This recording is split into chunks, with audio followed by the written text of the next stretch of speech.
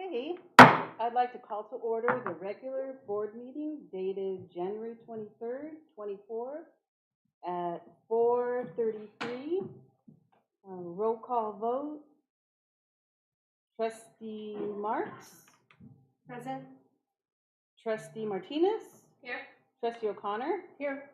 Trustee Grist is not here. Hopefully she will join us soon. And myself, Kathy Toasty, is here. So, are there any comments for closed session? No comments for closed session. Do I have a motion to convene to closed session? So moved. Second? Seconded. Okay, going to closed session at 4:34. Let me have a roll call vote. Trustee Marks? Yes. Trustee Martinez? Aye. Trustee O'Connor? Aye. And I'm an aye. Okay, going to closed session at 4:34.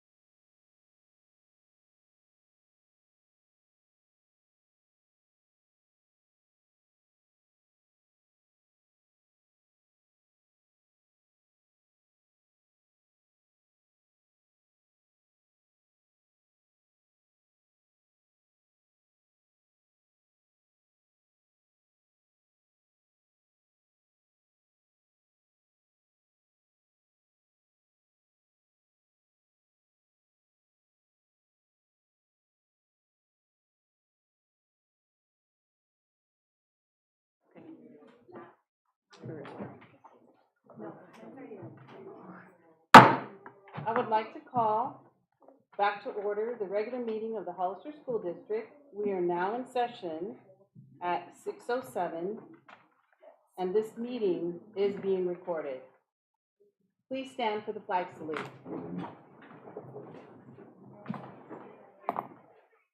Ready, begin.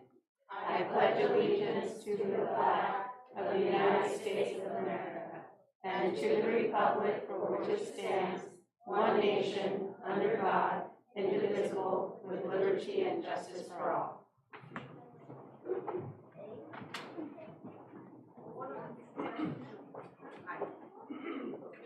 Okay, item number 7, community and student staff recognition. Superintendent Sanchez. Okay, good evening, members of the audience, board members, and staff and families. Tonight we have a community recognition, a staff recognition, and it actually is staff that we will be recognizing. We're keeping up with our monthly recognitions.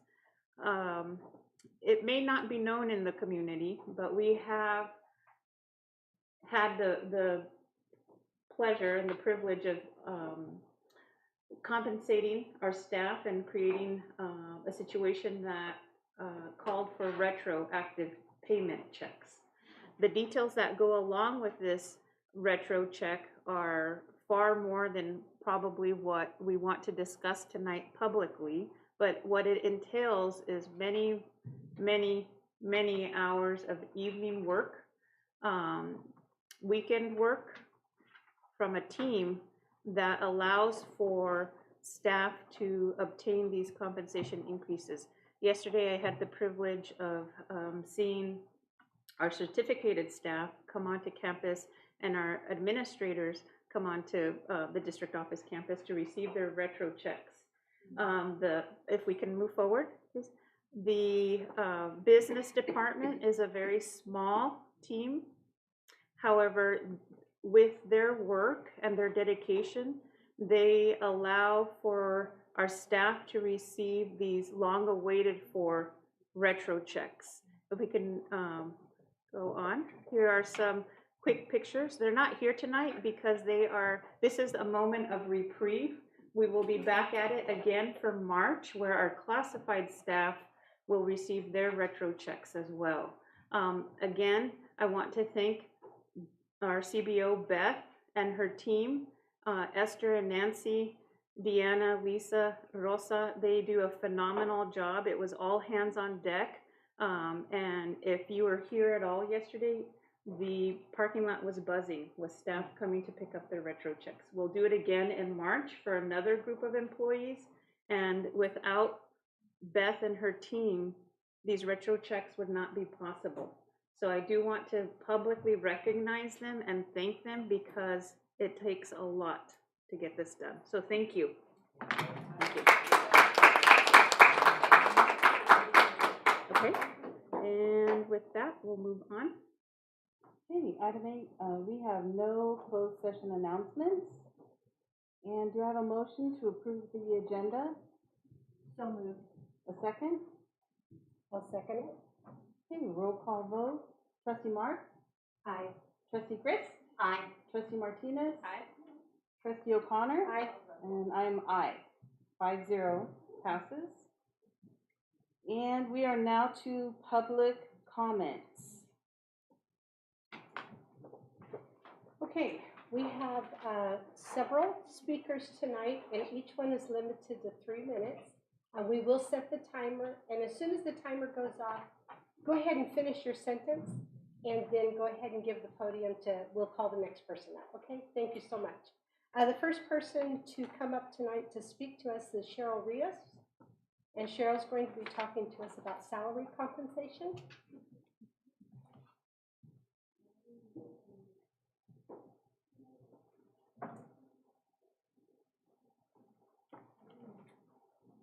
Thank you, and good evening, Superintendent Sanchez and the board. I am also and truly thankful for the retro check that we got yesterday. My question is why it took so long. The Increases were approved back in October. HESTA was told they would be available to us on January 10th. And then 2 days prior to that, 48 hours, we were told they would not be available until yesterday, and that there was a miscommunication. So I'm concerned about miscommunication happening for something like that. Also, the optics of it should include that our 3 top administrators had their increase approved in December, and they also got their retro checks, as I believe. If I'm wrong, correct me, but I believe they got their checks as well. Along those lines, since I believe it was the spring of 2022 when we had the financial fiasco and the layoffs that resulted, the board has consistently, repeatedly talked about needing transparency. Well, I have a question about transparency regarding salaries. The board and the public know what CSEA and HESTA go through. HESTA has come up and presented board information to you to justify, to explain our positions on salary. Yet, the 3 top administrators last month, there was no explanation to the public how that figure came to be. And when it is reported that each of them receive a 21.6% increase, whereas HESTA and CSEA had to fight for over a year to get 6% retro and then a 4%. The optics just look bad. I would like to know where the 21.6% number came from. I would like to know how it is those salaries are negotiated. I don't know how they are. Does the board come up with a number and then ask the administrators, hey, what do you think? Is this good enough? Or do the administrators come to you? Or are you given some sort of a magical advisory from school services or whoever? I don't know. But a picture is worth 1,000 words. Last month, you gave each of the 3 top administrators minutes worth of accolades. When you approved HESTA's increase, we got 5 aye votes, and that was it. Thank you. Thank you, Sarah.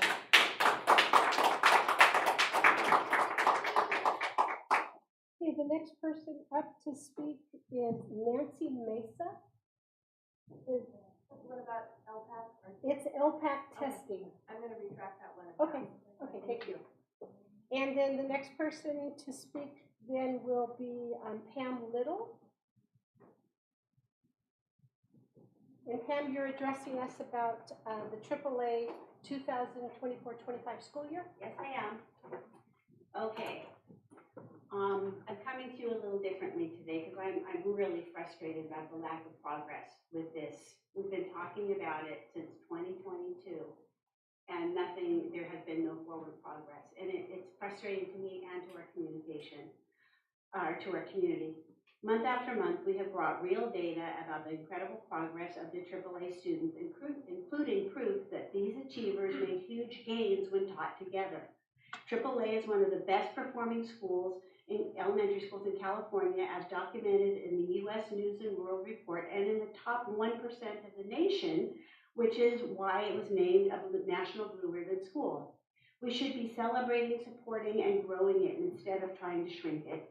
We don't want to have parents exiting our district because of a lack of choice for their 4th to 8th grade accelerated students. If we don't take care of this school, I know that a successful charter school committee is interested in discussing it, and I will help them because I am just frustrated, and I believe in this school and what it does for our children. My grandchildren are in it. Many others and I from the AAA community have been speaking to the board and to the superintendent since fall of 2022 about the space needs of this high-performing 4th to 8th grade school. All along, I have spoken to you respectfully, but I am done with this approach. We've been treated like mushrooms, kept in the dark, and fed bull manure. We keep hearing about the needs of the district. We are part of this district, yet this school's basic space needs have been pushed off and ignored, while the money that could buy and install the needed portables, which should have been ordered last school year, by the way, keeps being spent on other projects. The delay is causing friction. I'm not saying this school's needs are more important than anybody else's, but they are just as important as any school in the district.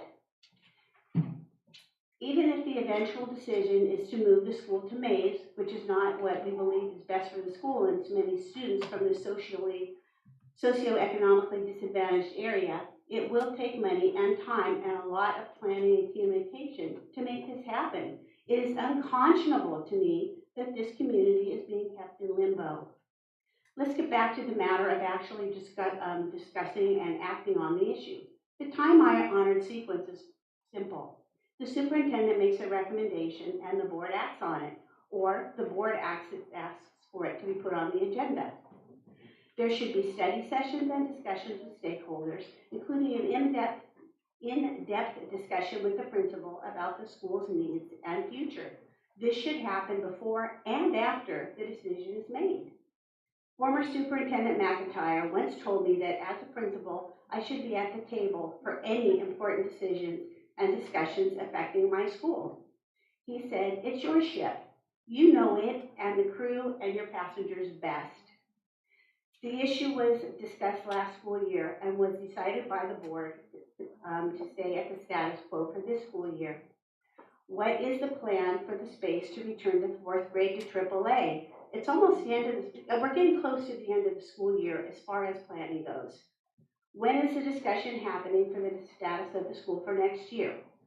It has to appear on a board agenda. It has not appeared on a board agenda, and why? It is frustrating, and quite frankly, I feel it's very disrespectful to the AAA community to be pushed off like this. The future of the AAA Calaveras community deserves much better. Thank you, Jan.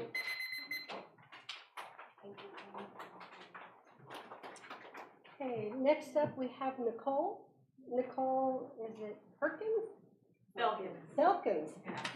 I'm gonna take you to handwriting class, I'm kidding. Sorry, I was in a rush.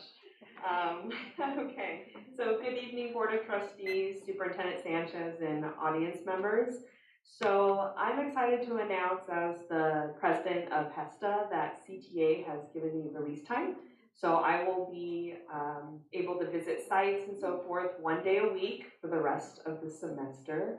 So that's really exciting. I applied for and received a grant, and I just got training on it at a conference a few weeks ago. And so part of my goals includes member outreach. And so I also hope to have a more visible and communicative presence with you all as well, now that I have this time. And so you're going to start hearing updates about my site visits, because if I'm going to reach out to members, then, you know, I want to be able to share those concerns because I represent 300 members in this school district.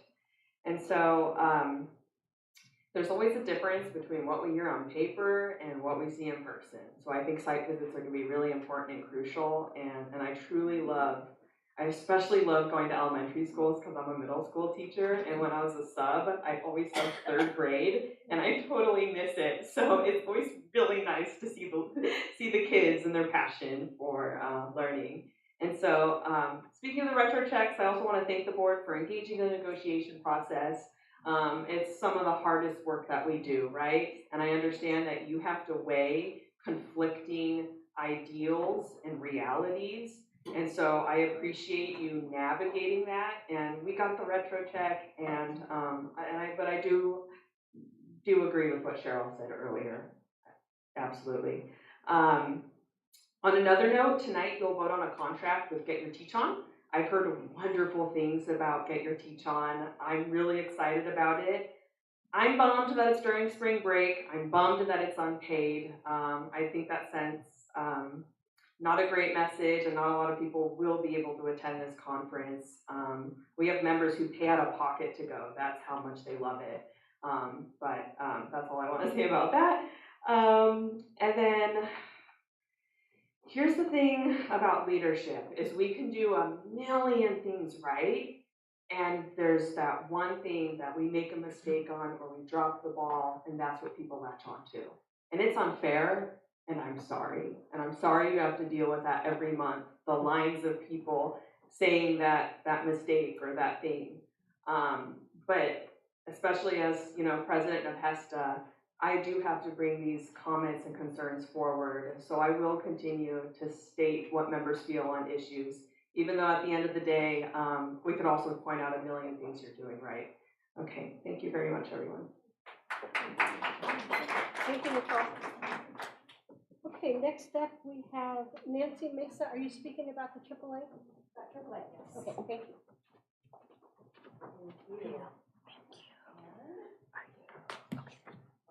Do we have to write anything else? Thank you. That's good. Thank you. Good evening, members of the board and Superintendent Sanchez.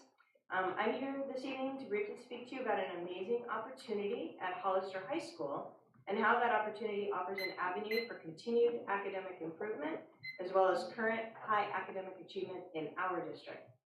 Hollister High is currently recruiting 8th grade students for enrollment in 2 new academies. The high school will offer both an Academy of Health Sciences, designed for students interested in obtaining a career in the health and medical field, and an early college academy that offers transferable college credit. There is an informational Zoom meeting taking place next week, and I will be logging in to learn more about this exciting opportunity, and I encourage you all to do the same. The QR code to log into the Zoom is on the handouts that I gave you. Why am I bringing up the future high school academies? I am not alone in seeing a strong connection between the current Hollister School District program, the Accelerated Achievement Academy, and the path that it provides for students to continue their quest for strong academic success. The new high school academies, present an opportunity for highly motivated students committed to academic achievement, such as the students at AAA, to continue their quest for academic excellence. At present, the program at AAA is gradually getting smaller. The 4th grade has been in effect eliminated, and the 5th and 6th grade programs have shrunk from 2 classes to 1 per grade level. There's a high parent interest and desire for the program, with parents from around the district calling for information and submitting applications. However, with the board decision last spring to keep the academy status quo, fewer and fewer students have the opportunity to participate in what AAA has to offer. It seems to me that the advanced academic program at AAA is the perfect avenue for students to transition straight into the high school academies, specifically the early college academy. COVID and the shutdown, along with the board decision last year, have limited what AAA can offer. But now is the time to expand the 4th through 8th grade program at AAA, to increase the number of classes rather than continue to stifle the opportunities for these highly motivated learners. I encourage the board to prioritize the opportunity to nurture and grow the program at AAA. By doing so, you will be working towards solidifying the vision and mission of this board, creating an environment that inspires and empowers students by creating an extraordinary learning environment and educating students and building them up for their own unique academic success. In closing, I would like to add that it appears that on the agenda this evening, in the discussion and action items portion of the meeting, the board will address issues raised by a group of parents regarding the impact of the board decision on their children's extracurricular activities. We, as the parents of AAA, Hollister's other school of choice, deserve equal consideration. We have been in limbo since April of last year, and we are still waiting for the opportunity to appear on the board agenda so that we may have a productive discussion about our children's academic future. Thank you. Thank you.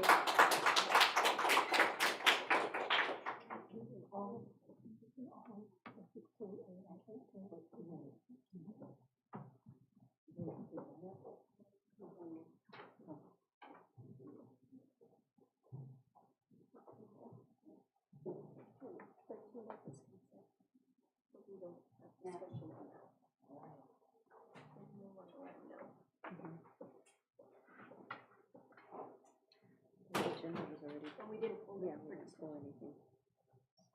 Okay. So Ethan, how are you, Ethan? Would you like to speak now? Sure, that's fine. Okay. Only because your item is in consent, and when we approved the agenda, we didn't pull that item for discussion.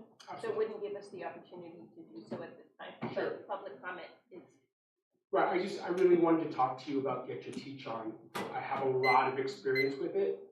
I have gone to 8 conferences, all paid for by myself. My wife has gone with me. We've paid for ourselves every single time, paying to go to the conference, paying for our stay, paying for travel, the whole 10 yards.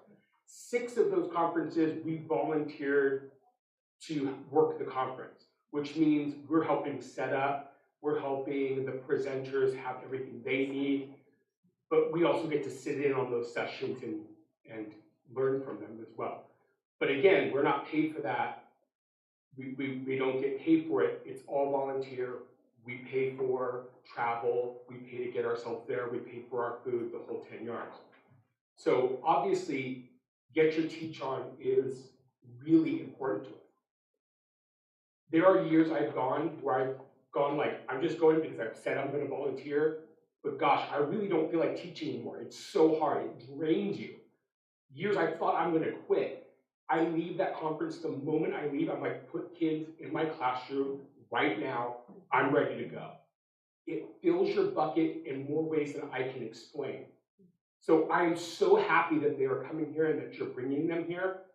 But I saw the agenda of what's coming, and it's so good. Hope and Wade King talking about setting the stage to engage. Like, that's ground floor, powerful stuff that Darcy and I use in our classrooms all the time. I just saw Rebecca Pose come in, and the subtlety with which she talks about talking or speaking to kids and handling kids who are in crisis, phenomenal. But there's so much more that you get when you go to the conference. So I'm hoping this isn't a shot in the dark. I know that you guys have your hands tied. It's happening the way it's happening because of grant money that you've gotten. But I'm hoping that you see the value in what's there and how much more teachers get when they go to the conference. So I'm hoping we can find ways to get teachers there because it's so transformative. It's so powerful. It gives you so much to bring to your classroom and gives you energy and connection that help you bring their teaching alive in ways that standard professional development doesn't. It's above and beyond. It's the highlight.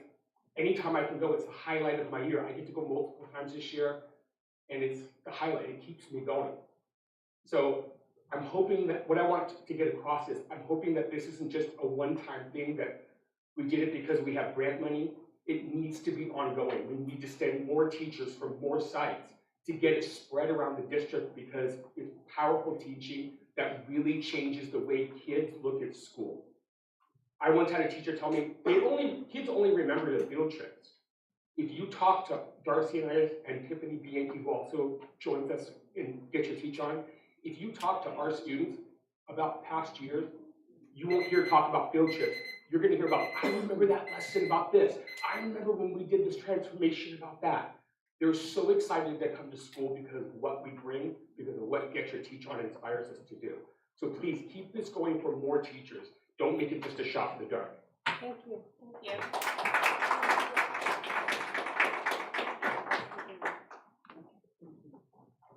Okay, we will now hear a report on Hollister Prep School and presented by Norma Knox. I was gonna say, it's Norma and team. Good evening, Superintendent Sanchez and the trustees. I am Kirsten Carr. I'm the Director of Engagement and Partnerships for Navigator Schools, and it is our honor and pleasure to be in front of you tonight to give you an update on the activities of Hollister Prep School. I like to consider myself, I've been in Santa Clara County for decades, but I am with actually 2 Hollister superstars. Our principal, Norma Knox, has been a vice principal at Hollister Prep School. Before that, she was at Gilroy Prep School, and before that, she was at Sarah Vista, and she was the mother of Ladd Lane and Southside students. And our communications manager, who used to be the vice principal at Watsonville Prep School, and a teacher at Hollister Prep School, is a proud product of Sunny Slope, Mays, and then San Benito High School. She was doing this little Go Hawks cheer earlier that she might do for you. So we're going to share some slides and data with you tonight, some of which has been pulled from internal assessments. Some have been pulled from the state dashboard, and other slides came from the California Charter Schools Association. Erin? Yeah, you said when it doesn't work, we just point at you. That was amazing.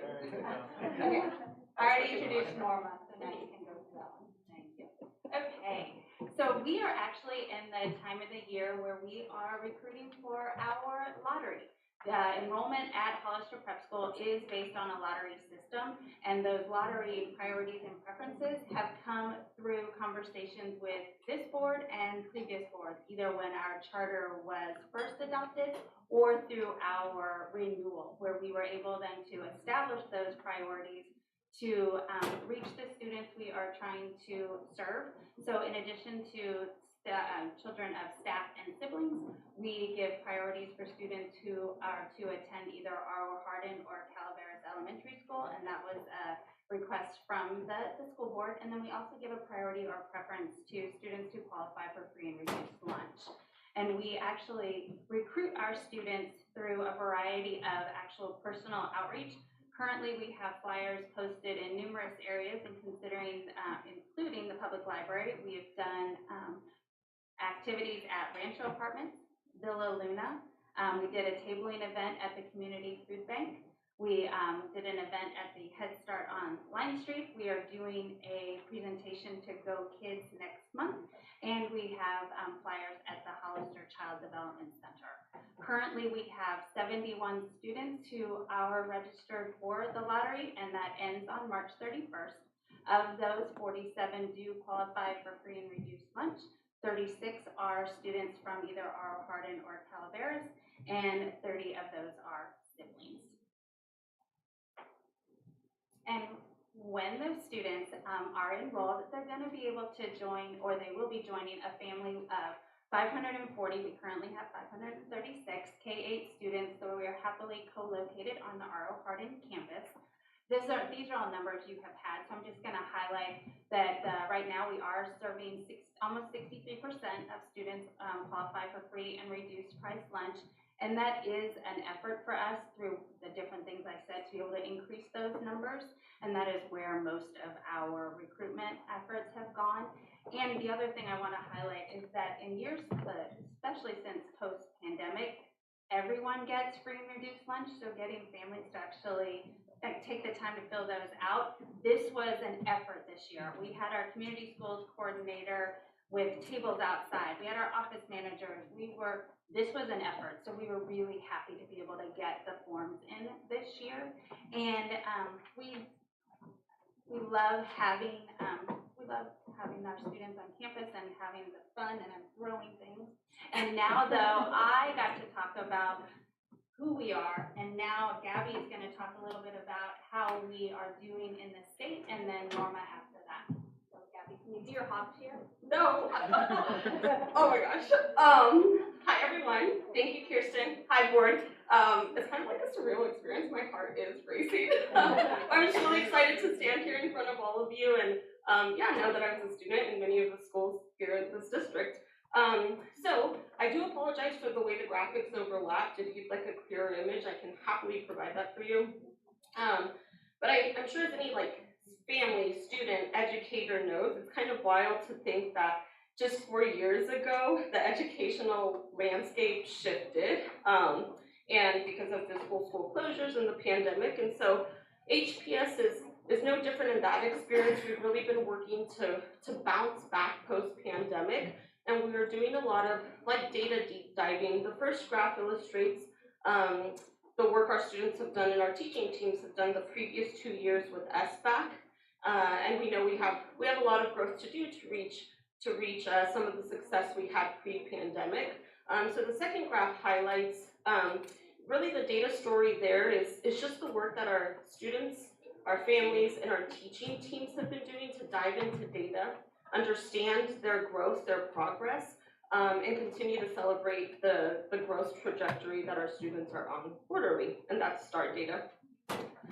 The next slide, it tells or illustrates similar stories, but just regarding our math data. And I know you guys looked at that, so I won't linger on that for too long. The next slides, which actually come from public data collected by the California Charter Schools Association, show that we are, with your support, one of the top charter schools in the state in different areas. And since we're your only charter school in San Benito County, we thought it'd be cool to show you how we compare to other charter schools in California. And so this first graph here highlights that we are in the top 10 charters on percent proficient for ELA with our Latino students. I think we're actually number 5, so that's pretty cool. And then the next graph there highlights how we're within the state of California in the top 25 charters on percent proficient math with our Latino students.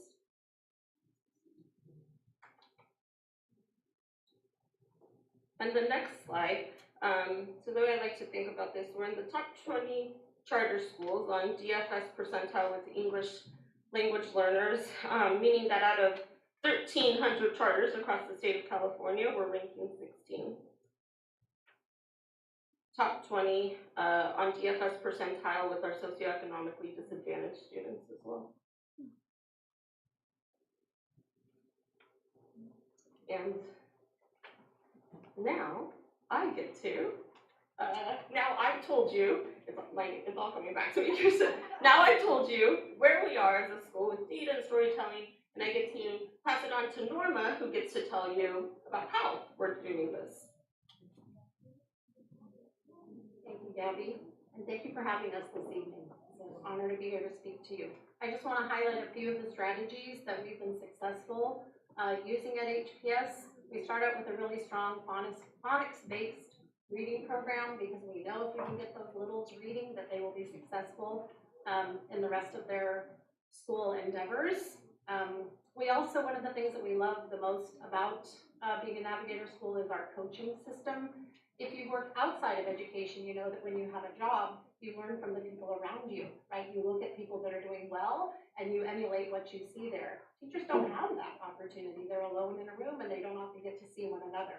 So we bring ideas into them that we see other teachers doing. We bring teachers into each other's classrooms. Everybody on campus is coached by somebody. And it's a really nice way for us to get better faster. And one of the things that we coach on is data. We're constantly looking, trying to find the gaps that our students have in their learning, and then collaborating together on how to fill those gaps. And then one really unique thing that we have going for us is our middle school squads, which I've been a middle school teacher and vice principal for the last few years, so I've been intimately familiar with this. And it's a system where our kids work in small groups, and our goal is for them to pair learning their academics with learning the soft skills that they're going to need when they're going out and trying to find jobs. So we've been looking at what the world out there is looking for, and we're helping our kids to learn things that have to do with leadership and collaborating together. We want to take the opportunity to talk about some partnerships that we have in the community that we're really grateful for.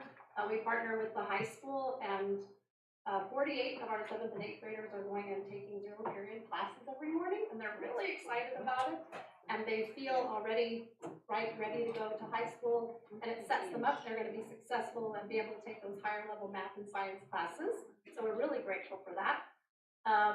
The Behavioral Health Incentive Program has included us. We're going to have the calming corners at school. A lot of the materials have been delivered to us, and we're going to have a PD with them coming up. So we're grateful for that.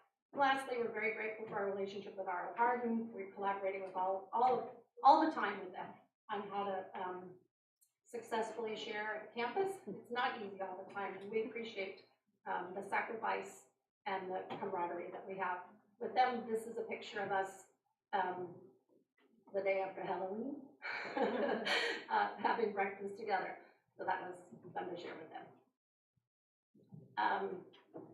I don't know about the rest of you, but one of the things that we hated about COVID was that we didn't get to see our families, we didn't get to enjoy and do things together on campus. So we really enjoyed, we have a strong PTO. This was our fall festival this year.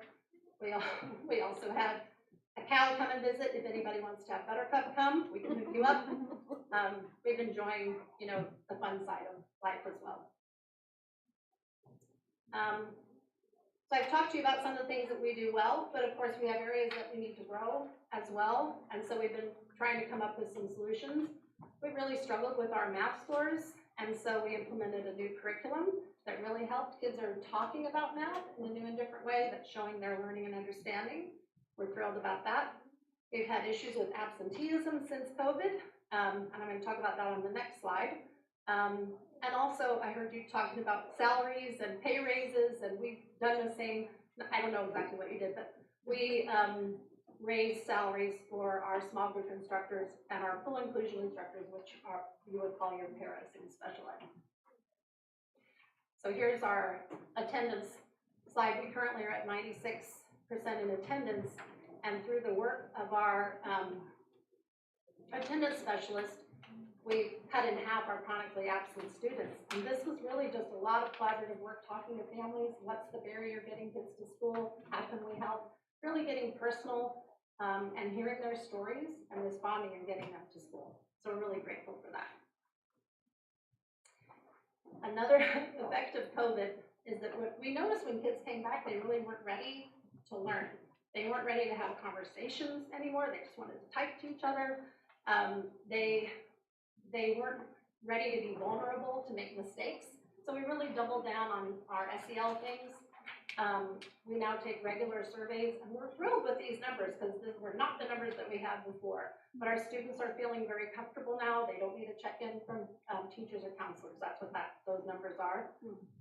And another big thing that we've done is we've partnered with an organization called Valor, and we've started having circles, and that's a picture of students that are ending a circle right there.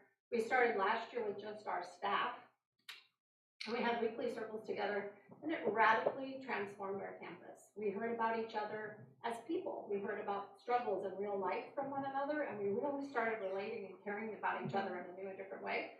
And then this year, we're introducing it to our students. And we're just getting going, and we're really excited to see how that's going to help them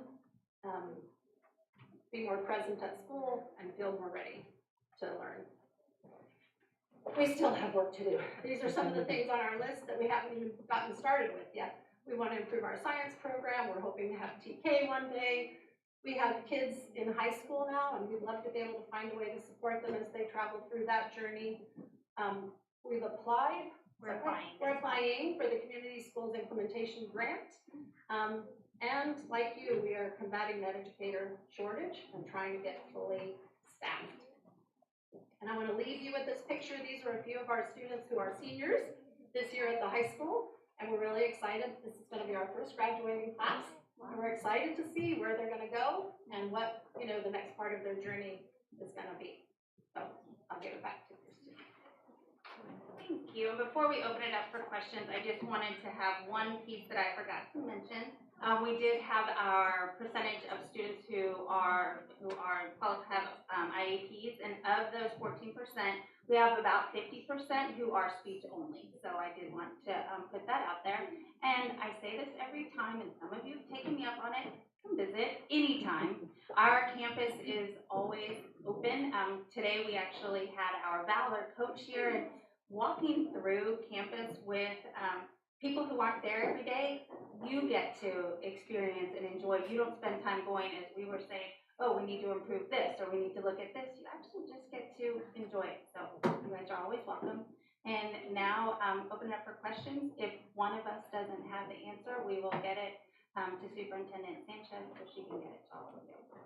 Thank you. Trustee Marks, do you have any questions? Yes, just one, and maybe you've mentioned this before in other presentations, but I'm going to ask it anyways. Of all those people who are applying for the lottery, how many will you be accepting for next school year? We have 60 kindergarten spots, and right now I don't know how many, if we will have any retentions. So it will be around 60. Thank you. I have had the pleasure of going through your school, and I've always been very impressed.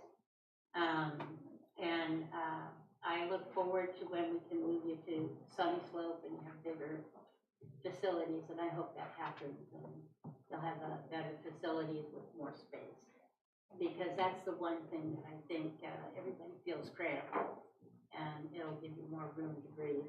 Thank you. I just kudos on the attendance. I think with the attendance initiative that we've collaborated with the high school, being that we're the two biggest school districts, right? I mean, I think it's a challenge throughout the whole country, but I think taking that look, right, and personalizing each individual student to know and understand their situation and be able to help them, right, and support them, I think, and to be able to have the attendance percentage of 96 is amazing. So you're doing an amazing job. I just want to say kudos to you, because it's challenging, I think, for everybody in the school system right now, but what you're doing is working. And I just want to add to that, as part of our implementation grant application for the California Community Schools, a piece in there is how can we partner with our local school district, and a piece of that will be, like, how can we work together on the things that are hitting all of us, and chronic absenteeism is going to be there for a little while. So if we get that grant, everybody fingers crossed, if we get it, it is definitely something we want to partner with. I have a question. Do you still offer your teacher in training program? Yes, we do. This is actually how she started. Gabby wasn't a TNT. Look at me now.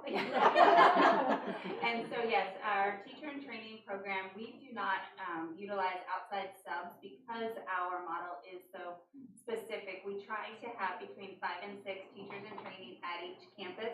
And during that time, we think you have 2 years to enter into a teacher credential program, and you're then able to work while getting your credential. And because with teacher attrition, or the fact that, like, our Watsonville school is only at TK 6 going to TK 8, we always have openings. And so the long answer is yes with that. The short answer is That's great. Thank you. I'm impressed about the 7th and 8th grade going to take geometry and algebra. That is a subject that is wonderful. It's a needed, it's tough for kids, math. It's tough. And for you to, join Hollister High and letting them go over there, that's amazing.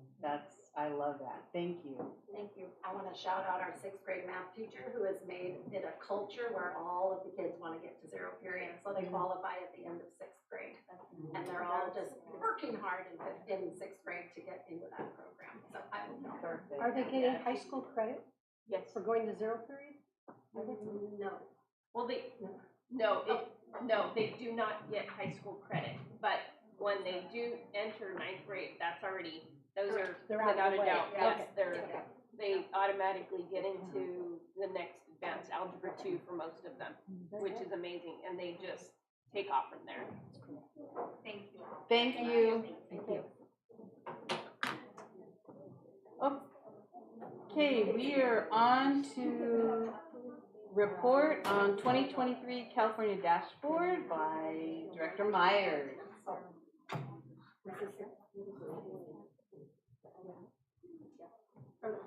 Are we still taking comments for science camp? Yeah, because it's 15, yeah. Oh, you put They that, have it sorry. on there. I'm sorry. That's okay. I didn't recognize that. That's okay. Thank you, Colleen. No problem. Good evening, Board of Trustees and Superintendent Sanchez. I'm here tonight to give you a report on our California School Dashboard. The dashboard is, I want to start with our vision. This is a created vision that is collectively adopted across our district. Our vision is to create an environment that inspires and empowers students to become critical thinkers and lifelong learners in a safe, respectful, and diverse climate.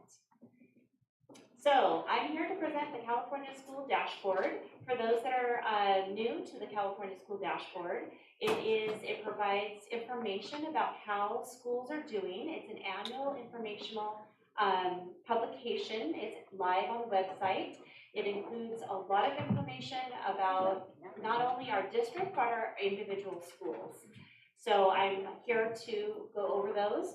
They were just published actually like the day after our last board meeting, so everything was embargoed. That's why it's so late. So I will just cruise on through. So the dashboard is organized by meters and colors and a matrix. So when a indicator is declining, then it will go down in color to the red. If it improves, then it'll go to orange, then yellow, then green, and blue. So we, of course, are aiming for blue, but we're going to acknowledge any strengths and improvements that we've had. And that's the benefit to the dashboard, that we get credit for any improvements. So that's what I'll be focusing on. For ELA and math, this is based on our CAS scores, that annual SBAC assessment. Our overall measurement was in orange for ELA. The student populations that scored in red, that means they declined the most, was homeless and English learners. In the orange area, meaning they declined a little bit, was Hispanic, socioeconomically disadvantaged, and students with disabilities. So that would be, of all the factors, they're all the student groups that we focus on or report on. Those are the areas that we would want to make sure we're paying attention to. You'll see at the bottom of the little meter there, underneath red, it shows a number, and that is the number of student groups that are included in that area. So when you go to the dashboard, which is virtual, you can hover over there and you can see exactly who is scoring where. For math, we did a little better. This I briefly covered previously. We did not decline as much there, so we're in the yellow. We're only in the red for homeless, which is great. English learners, socioeconomically disadvantaged, our students with disabilities, and our white students did score in the orange area. So those are going to be indicators for us for focusing on how we can improve that math. As for our English learners, we have an English Learner Progress Indicator. This is based solely on the LPAC. That is the English Language Proficiency Assessment for California, and that is taken annually. When we have a student that comes into our district that is new either to the United States or to our district, we identify or we find out if they've taken the LPAC before. If not, then they take an initial and then that determines if they're initially fluent or if they're going to be an English learner and where they are an English learner. So at the end of the year, then that student would then take the LPAC and then we measure that progress. So you can see here the purple is good and the blue is great because we want to make sure most of our students are there. So we did really, really good. 51.3% of our students are making progress towards English language proficiency. That's awesome. It increased 5.4% from the previous year. So awesome, awesome job to all those that are involved in English learners, from our admin to our aides, the teachers. It's just really great to see this population who historically struggles to be proficient is flying and doing well. That said, the previous slide, you can see that they are indicated here as struggling, but overall their proficiency is increasing. So their content, that means they're more able to score equally with their English only peers. So I'm not too discouraged by this. This slide indicates that they're getting to pace with their English only peers. Very excited about that.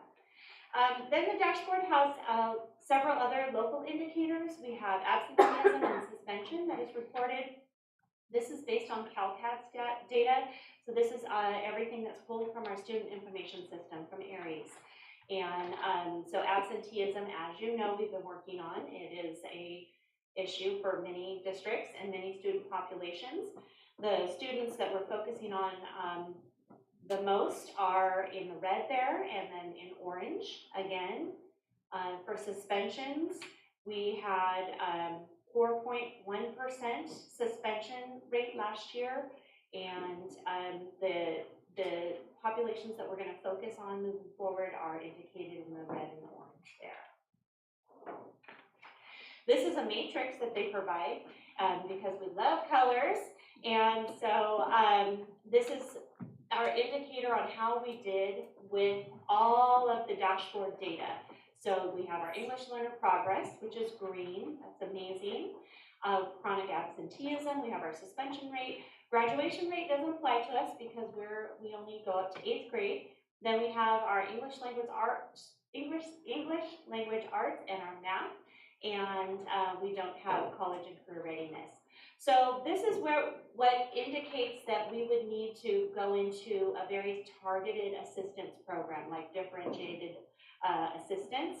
And you can see here by the big red band that we are really going to need to focus on our homeless population because they are red in all four, chronic absenteeism, suspension rate, ELA, and math. So it's a good thing because that's a group of 156 students, so we can really focus in on those. I feel very confident. My team is fired up about supporting those students. But we also want to make sure that we keep the momentum going. We want to move more into the orange and yellow areas. So we can't forget about everything. We want to move those other scattered reds into the oranges into yellows into greens. And oh my goodness, if we get into a blue, mic drop. So we can only hope. So this is really what we want to focus on is the red across the way, but we also want to acknowledge our progress and keep everything going. Just, a great visual to indicate that we have a lot of greens on there. We have a lot of yellows too. So I'm just really pleased with the performance of students, the hard work of teachers, site admin, just amazing. Okay, so now what? So school districts engage in a process called Improvement Science. Improvement Science is a process where you identify something that you want to improve, you plan, and then you implement, and then you check. And it's a continuous cycle of improvement. It's called the PDSA cycle. It depends heavily on collaboration. It depends heavily on having multiple minds at the table. So we have these meetings 4 times a year with teachers, site admin, district office admin, and so we focus on something. This year we're focusing on absenteeism, of course, because that was a big one last year. Now that we have our dashboard data, we can shift that focus to homeless and other ideas on how we're going to address student performance. So that is very exciting. Not only do we have those those 4 meetings a year with that diverse group, but we also meet with admin monthly to go through this process so they can take it back to their sites and implement a process of improvement there at their sites. And this year, the admin have decided to focus on school climate, which is very needed. So that would be that suspension piece, student engagement, behavior, strategies, etc. So we've been working monthly on that. Very exciting work. And that's our story, and we're sticking to it. Any questions? Trustee Martinez?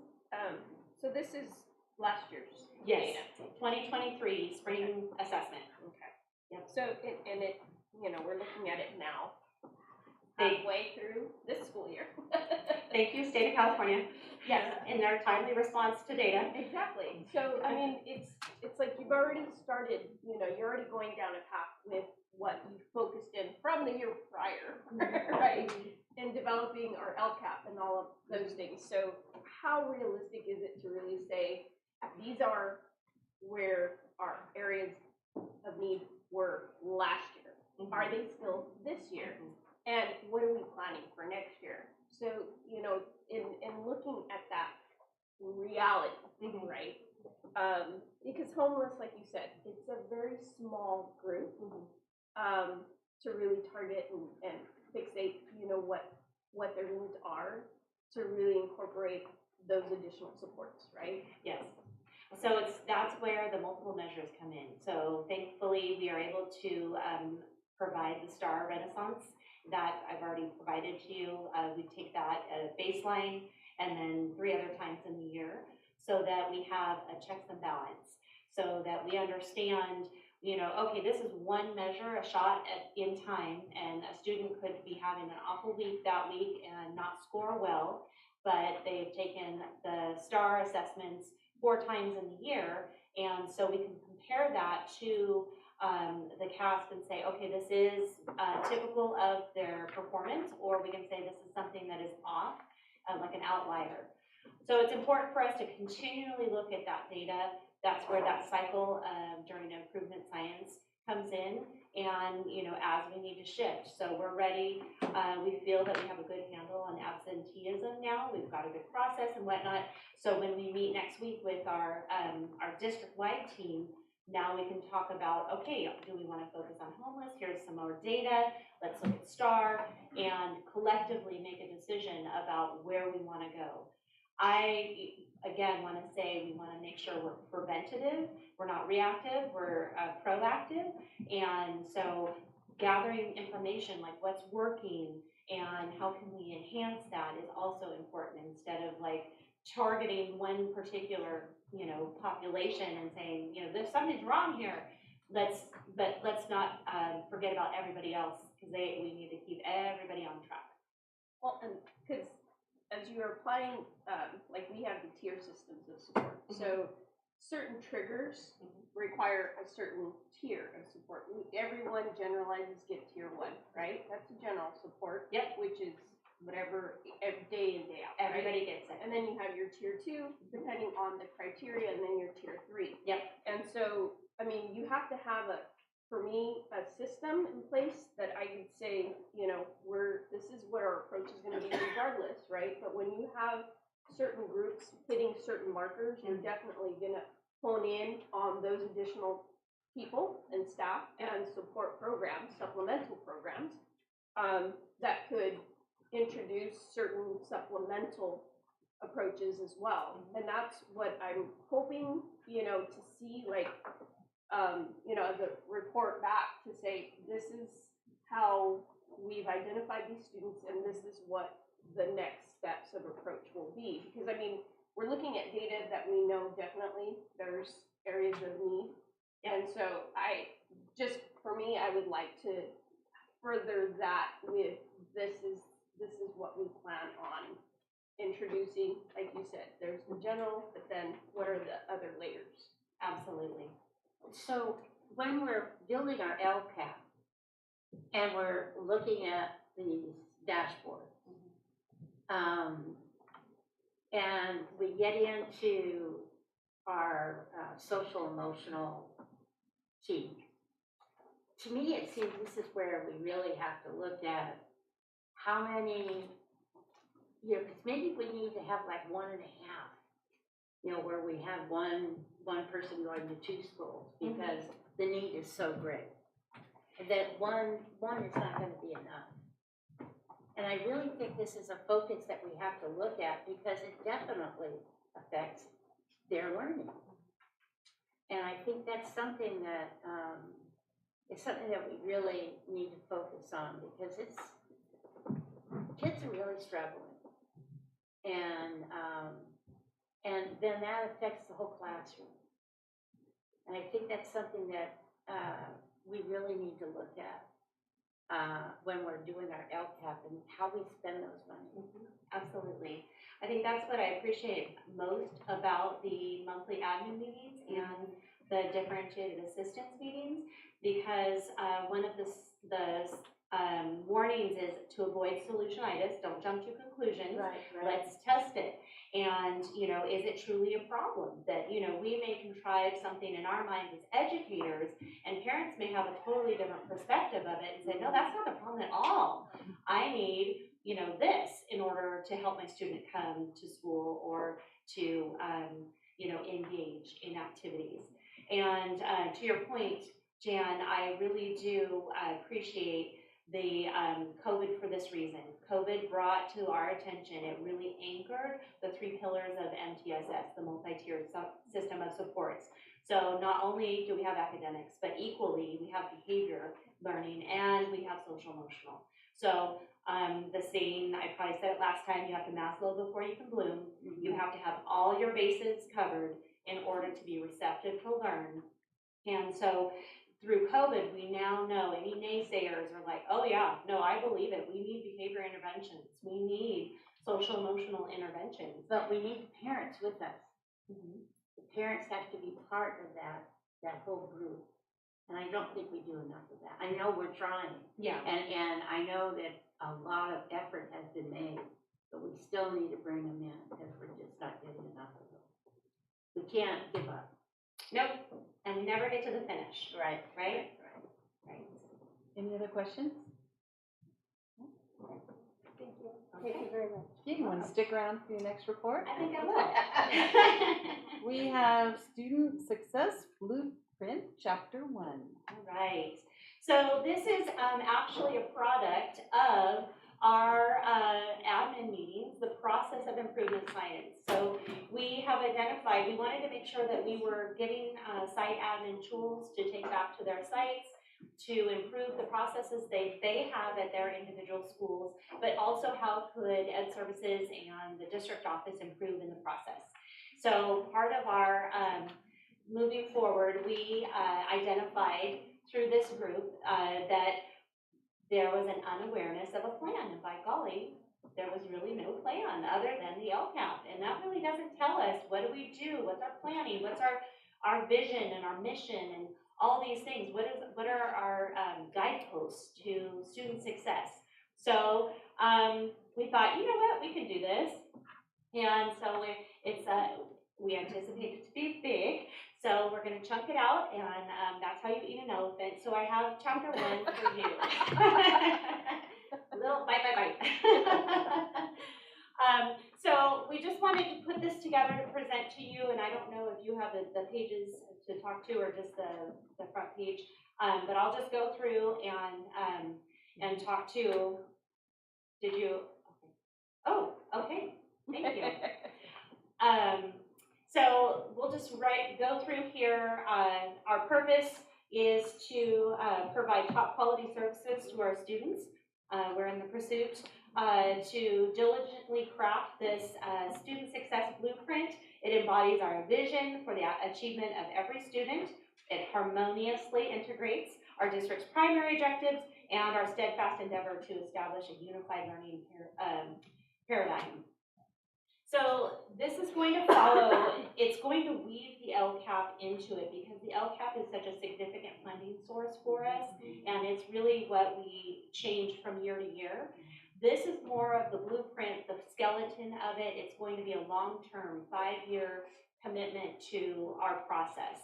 The LCAP, as you know, is a brand new year this year, so we get to clean slate and start over. And so this is a perfect time to build this so that we can pack in, you know, our purpose and whatnot. I included in these first few pages the dashboard data. The table of contents will grow as we present, and it is really just telling of our baseline. And this year I feel is appropriate for a baseline because we have students that are now fully, we're back, we're in motion, we have instruction going.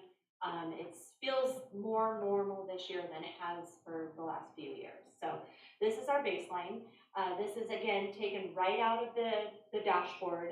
Our population explanation there We are 54, at the time of this measure, we were 54.4% socioeconomically disadvantaged, 30.9% English learners, 10% migrant, and 0.3% foster youth. This, as you know, makes up the student population termed the unduplicated, our UPP. So this is our target, yep, so this is right here. We have over 730 staff members employed with this district that serve these students. And of those, we have 313 certificated and 381 classified students. We have an army that every day shows up and serves our students. They're doing a great job. We can still do more, but we're going to organize this and provide it to them so that they know that we have a goal and a purpose and they can hang on to it.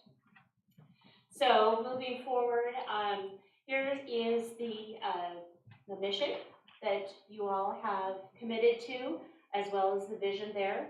We have the 6 board goals, and then we have the 3 LCAP goals. We're going to be moving the LCAP to 3.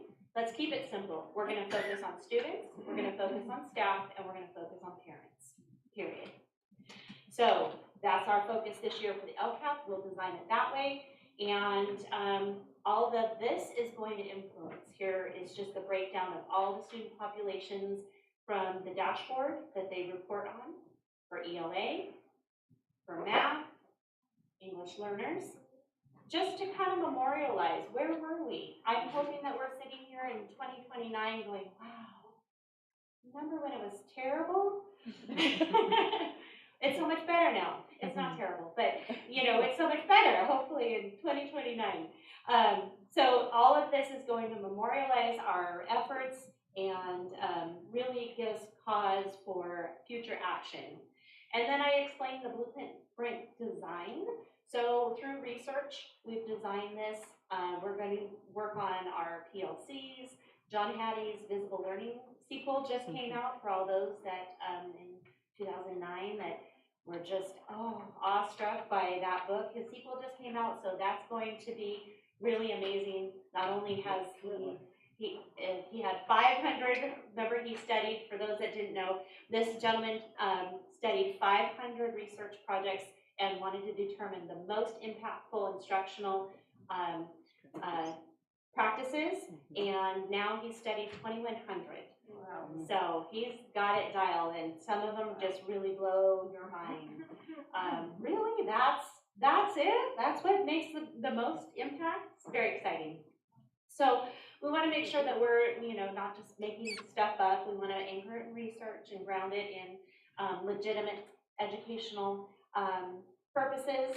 And we'll notice that there are, that the blueprint calls out things like multi-tier systems of support. We've been doing that for several years. We need to revamp UDL, and we have our inclusionary practices that we want to focus on, our PBIS, our positive behavior intervention and supports, our AVID, advancement via individual determination, of course, capturing kids' hearts. So what are you hearing? You're hearing academic, you're hearing behavioral, and you're hearing social emotional, and all of those things. And all 3 get equal face time in this blueprint. So we're super excited to come up with a comprehensive framework that's designed to bridge relevant support to the primary objective of student success. So when we brainstormed this, Ed Services came up with this graphic. It kind of just encompasses everything the district does now and what we want to happen, our academic, behavioral, our social emotional, and within those, this will be a living component of the blueprint. It will change. We may add, we may take away. I anticipate that we'll just add, because there's a lot of good stuff in here. And it just kind of captures everything. So this may replace our little logo. And what's at the center? The whole child. So, then we go to Educational services, what is our role in this? We're coming up so that we can provide, we're doing this so that we can provide a plan to our teachers so that they know that we are sticking to it. This is our path. We can have conversations about it. Site admin, our classified staff, parents understand this is what we're doing. The LCAP is great, but it doesn't have all the fluff around it. And so this really does put a narrative to it that says, this is who we are. This is our curriculum. This is our stance on special ed. This is what we're doing with, behavior. This is what we do with our social emotional team. Really just honoring everything that we do. So that's it. It's a living document of the collective effort of many partners within and outside of the district. The contributions of everyone involved are greatly appreciated. I just want to shout out to all of those. We're going to be starting our roadshow, going around for LCAP at every school site. So we invite everybody to come, community partners, parents, teachers, everyone, please. We have an ear. We will listen. So, and we do make a difference. Yep. And that's it. So hopefully, I did put in there, I'm sorry, there's these other components. This is really what's going to capture the next 3 chapters. So chapter 2 is going to be about students. It's going to be a hefty one. I'm going to try really hard to have it ready by February. But it's a lot. You can see there's all those actions are anticipated for the LCAP. Chapter 3 is going to be our about staff. And then chapter 4 will be about parent engagements. Questions? Trustee Marks? I don't have any questions. You're always very thorough, and Is that another term for I talk to a lot? No, not at all. I do think you have a lot on your plate for getting the next chapter to us next month. I mean, don't, I like a good challenge. don't break yourself. I'd rather see it wait another month and get it thorough and well thought out and all of that. But this is a great start, and I already like where we're going. And it's timely in that we are forming the next LCAP. So thank you. I just really appreciate the detail. I got lost in the beginning because it didn't include students with disabilities because I didn't realize you were doing unduplicate. So that's where I got a little lost, and now I'm found. So yeah, I feel very, very good about everything that's here, and I appreciate your detail. I know that our students are in good hands, and I really appreciate everything you do. Thank you. I think I appreciate just the time, the dedication to putting something like this together and the commitment, because it's, again, most things that I think everyone does in education is a labor of love. And I think that goes for everyone that works in education, because, I mean, it is hard work every single day. And a lot of who you are is a part of what you leave behind in your staff and your students. And to me, this, working in a school district that I see and I live and, the struggles of our families day in and day out, and seeing now the alignment with the communication across the board, and it now, this is beautiful because now I feel more at peace that, the students that are going to rise to the top that need more support are going to get it. It's going to be organized, so that, We haven't had this. Thank you. From the bottom of my heart, thank you. my pleasure. I think this is great, Colleen, and I think that if you made a QR code, and when you guys go to the recruitment fairs, and you could have a poster with the QR code, someone could download this and read this document, I think it's a great recruitment tool, letting people know that we have our act together, and that we are able to articulate what we're doing, and if, I would sign up for a district that could tell me what they're all about. Oh, yeah. And you don't find that elsewhere. Right. It's pretty Great. good stuff, isn't Great it? idea. Yeah, it's great. I love this blueprint, love it. It's clear, it's concise, it's readable. When you look at this and read it, you know who we are, and Yeah, it's not full of jargon. right, Yeah. it is, I don't know, I congratulate you guys for implementing this, you and the team. It's fabulous, thank you very much. Great, wonderful, our pleasure. Thank you. Okay, item 12, superintendent's report.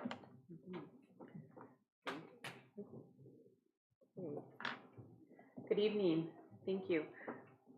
So moving on, let's see if I get this right. Down arrow.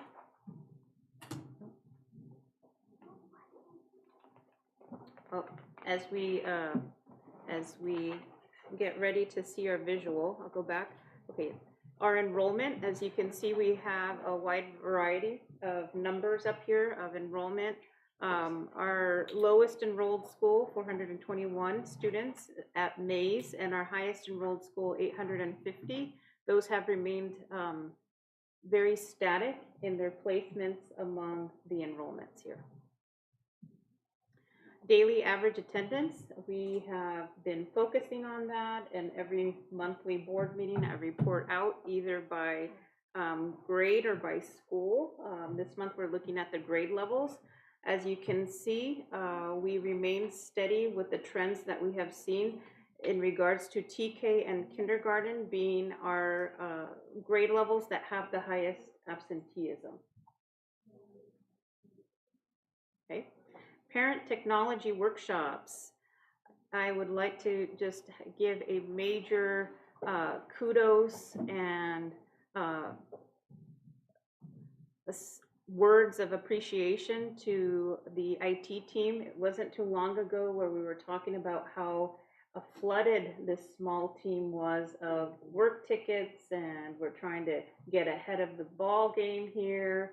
Not only have they been able to move beyond that point of time, they've also rolled out devices for specific grade levels in preparation for state testing ahead of the window that we had set ourselves.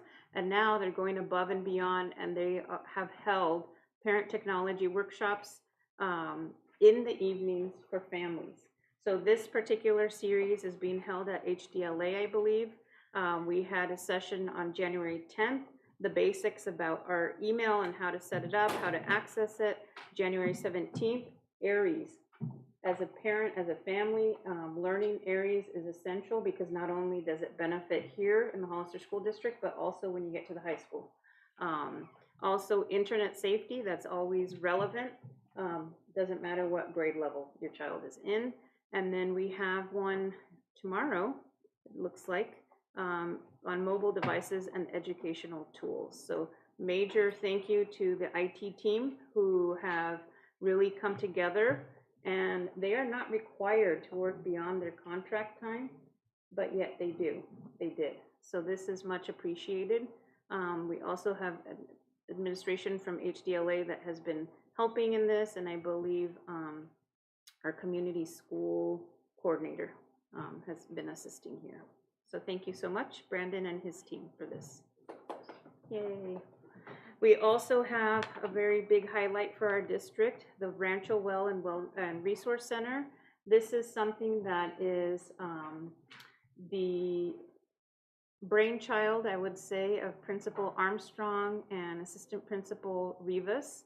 The staff at Rancho San Justo have been dreaming of this even before they came. They've been working really hard in implementing activities such as ASB. They have a very strong leadership and ASB presence. They have a very strong elective wheel. They have a lot of staff support. And all these factors came together to create a Rancho Wellness Center. It's called the Rancho Well. Some of us were able to join in the festivities. One moment that really was touching of the entire celebration was watching Mr. John Agan, he's a longtime teacher, create or drill into the wall the sign that directs students to this resource center. The symbol on the sign was created by the students and in support of staff. So you can see the handprints of not only the administration, but also the staff in this wellness center. And it is such a beautiful thing that it just grew out of, again, a labor of love. Trustee Martinez said in education, it is all about a labor of love. And this truly is one of those examples. Not only do students get to come to the wellness center, connect with an adult, eat a snack, talk to either the assistant principal, an academic counselor, a school counselor, a social worker. They also have a clothing closet. In the first 2 days that it was open, more than 50 students each day shopped for free for clothing or shoes. That is something that also allows a student to feel successful. If they are not feeling comfortable, perhaps in the clothing or the shoes or the attire that they're wearing, maybe a little, morale booster and I got to put on new shoes today will help. So this is a whole child approach. The next steps for the Wellness Center are to allow for access for families and potentially evening hours. We are looking forward to supporting them in these efforts. And I know that Mays Middle School also has a clothing closet, and they are in the the preliminary stages to come up with a resource center as well. So kudos to the Rancho staff for pulling this together. We also had a joint special board meeting from the last regular board meeting to this board meeting. We talked about our attendance. We have a collaboration with the high school. We have been looking at data. What do the numbers say? We have been looking at the numbers of families receiving our communications. We have been analyzing different trends. We have staff that have made home visits, all in an effort to ensure that our students and families know that attending school is important.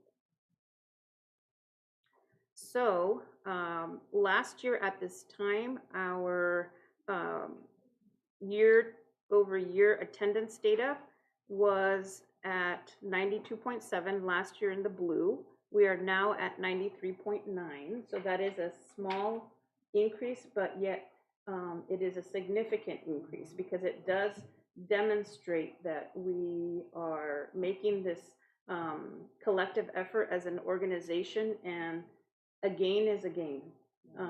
And so we do want to publicly thank our families and thank our students, thank our staff for helping us promote regular attendance to school.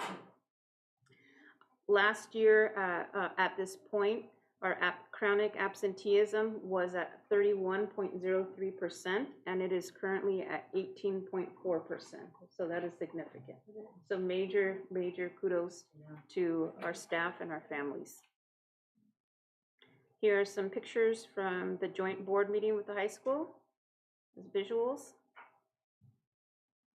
And in progress, we have dental screenings that will take place at Aro Hardin and Calaveras in collaboration with the San Benito Health Department. A teacher may opt in to receive a class presentation by a dental hygienist. We have student screenings. We have toothbrush kits that are provided to our students. We also coordinate follow-up care with the parents or the guardians of students that are in need. And then we are looking at cohort care, which means that last year, the second graders that were screened, we are taking a look at them now as third grade to see if we were successful in promoting positive dental hygiene and follow-up care. So those screenings are being planned now, and we have dates that are coming up. I believe it's February. We also have our mental health first aid courses that have been offered regularly in the district for our staff. We had a series on January 18th, and this follow-up to that is this week on January 25th.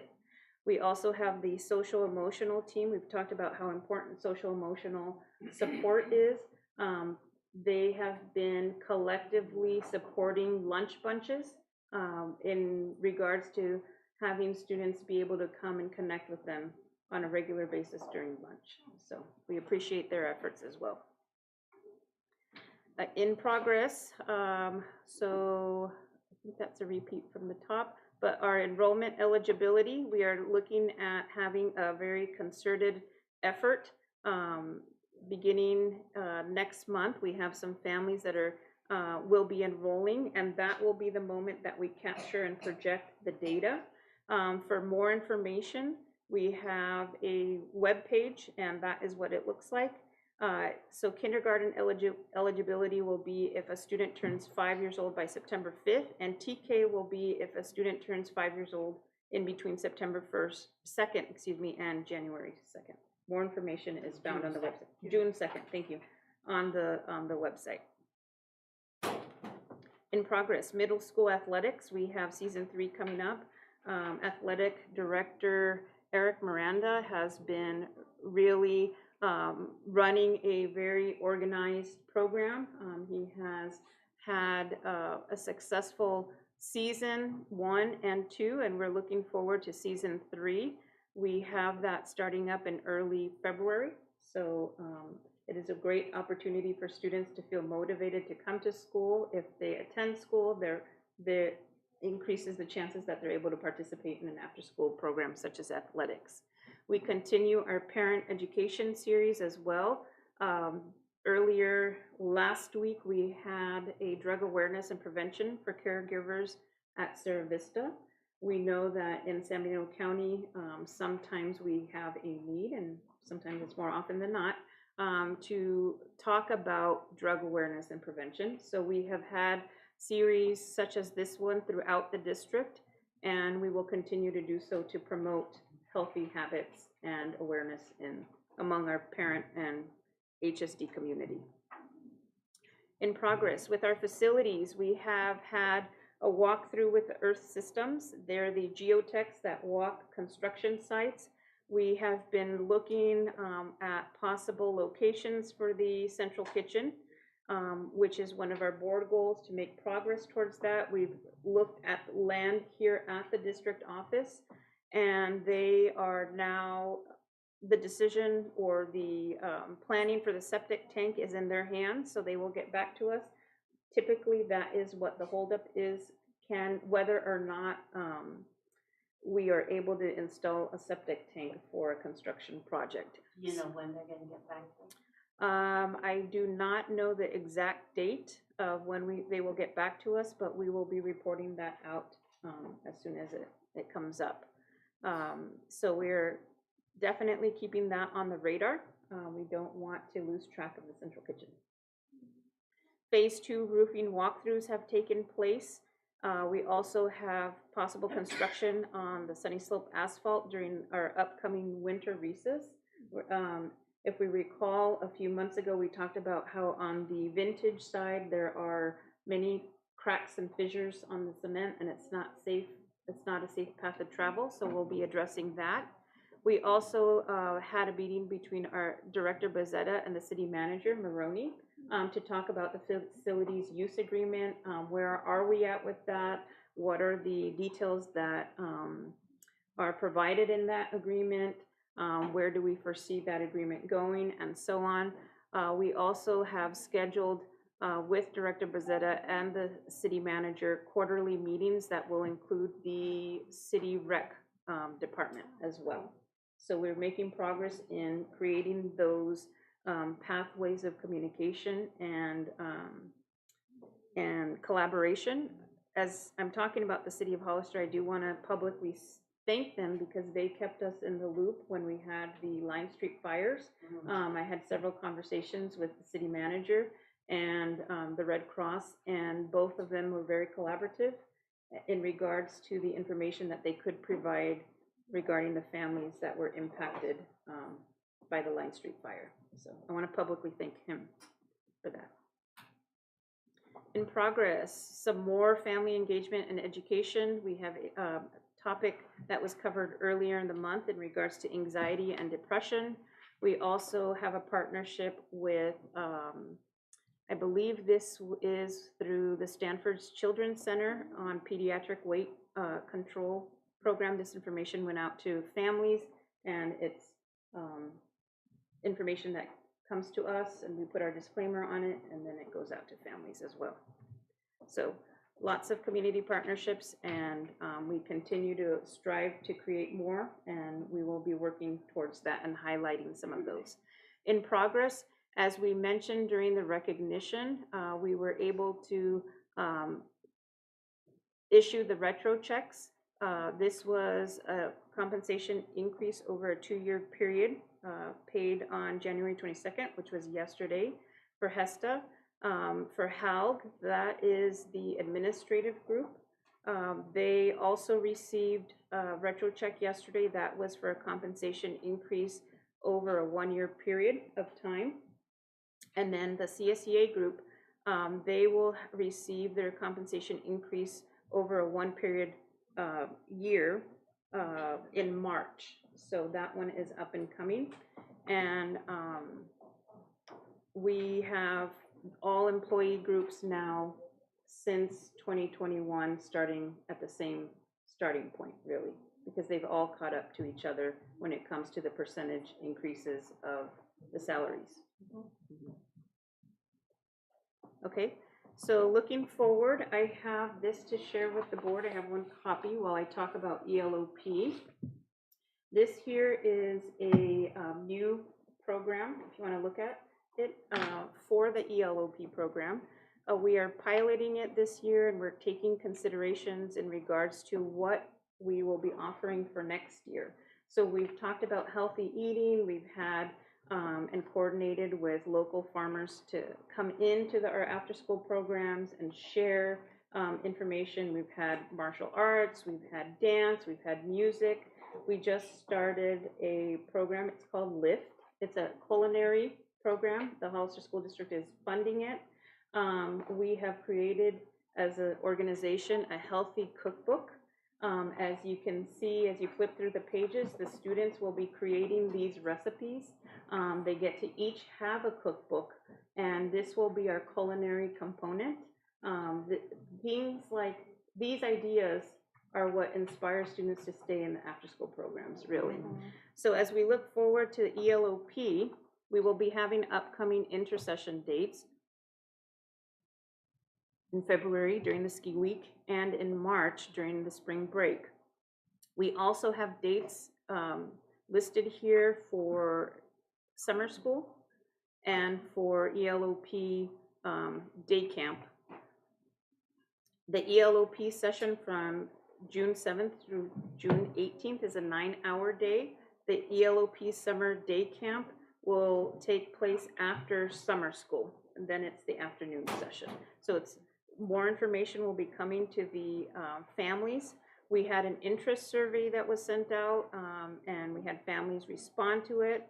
We do want to talk about some changes that are coming for the ELOP program for the 2024-2025 school year. As we talked about a year ago, we received funding for ELOP for the unduplicated students, the UPP students. As we implement these programs, we also have to account to funding agencies through audits when it comes to what are we doing with this funding. So this year we had a more restrictive enrollment from the 21-22 school year, from the 21-22 school year. And as we move forward and we continue to engage in these audits, our enrollment will be focused on the unduplicated students because they generate this funding. Right. So that has been one of the recommendations from the auditing agencies to tighten up our practice. And so we're taking that seriously because we don't want to jeopardize the funding. So what are UPP students? UPP students are foster youth, unhoused students or homeless, English learners, and low socioeconomic. So next year, we may have families that are currently enrolled that are UPP, but next year may no longer be UPP because the UPP eligibility does not carry over from year to year. It's not an automatic. It depends on if a student qualifies. Yes, if they have a change in circumstance.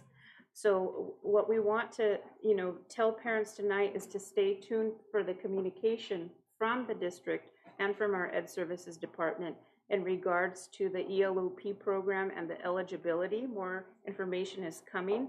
And just to keep in mind, the eligibility is not automatic for a UPP. So say that one more time so everybody hears it. Yes.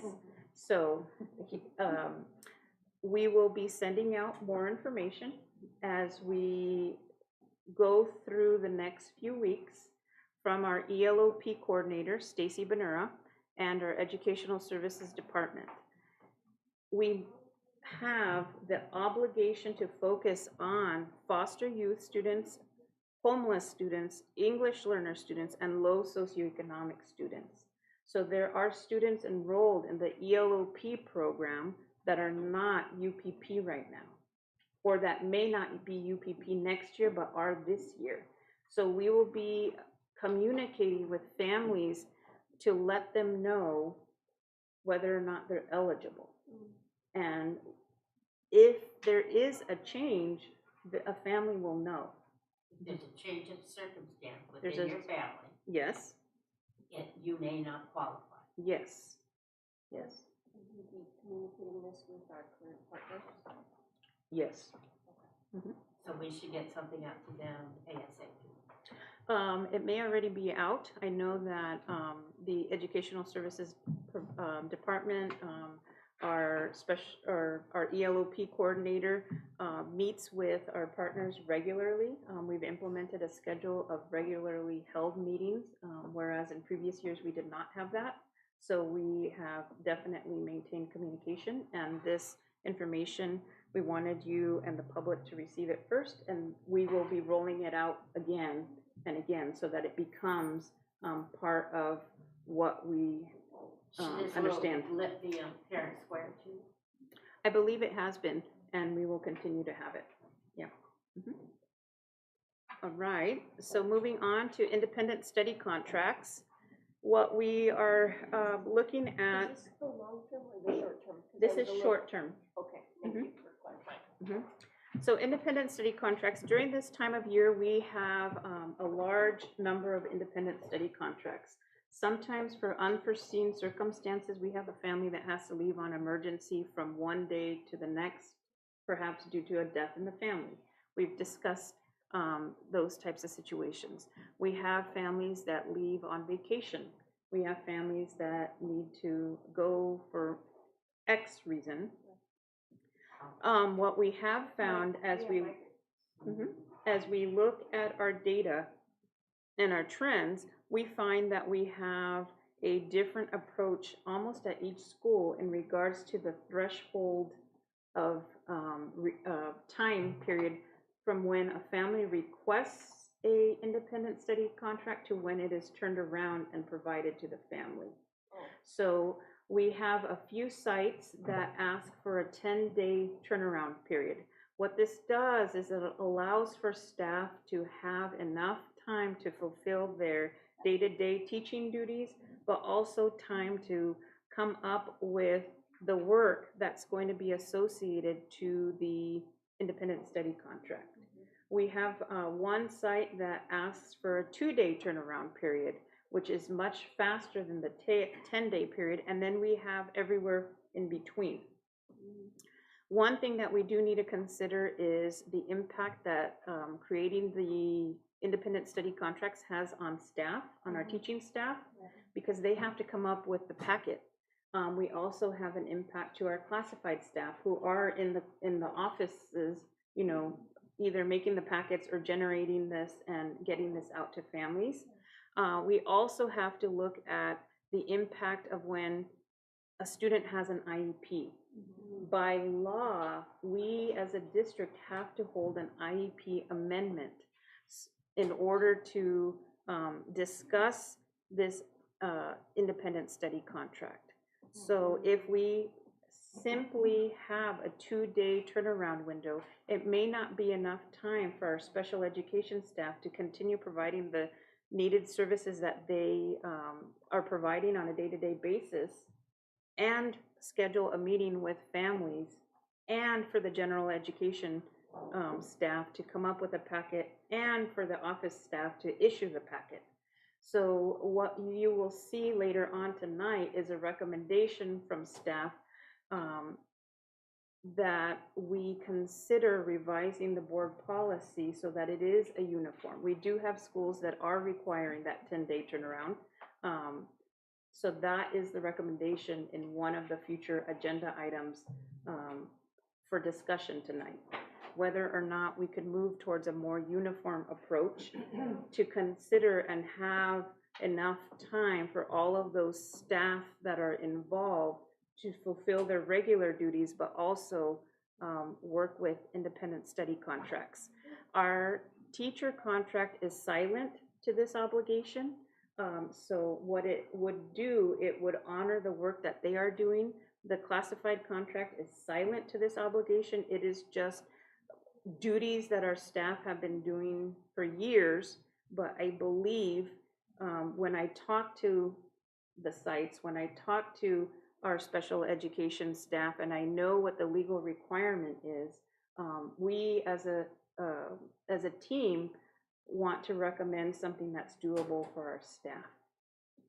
Now, I know at the high school, it was communicated to staff that there had been a change to law on independent study, and there was a maximum time that the student could be gone. Yes. And so, I don't know if we've been FPM'd on that, or, if there were any findings, but especially if there's changes to the law specifically.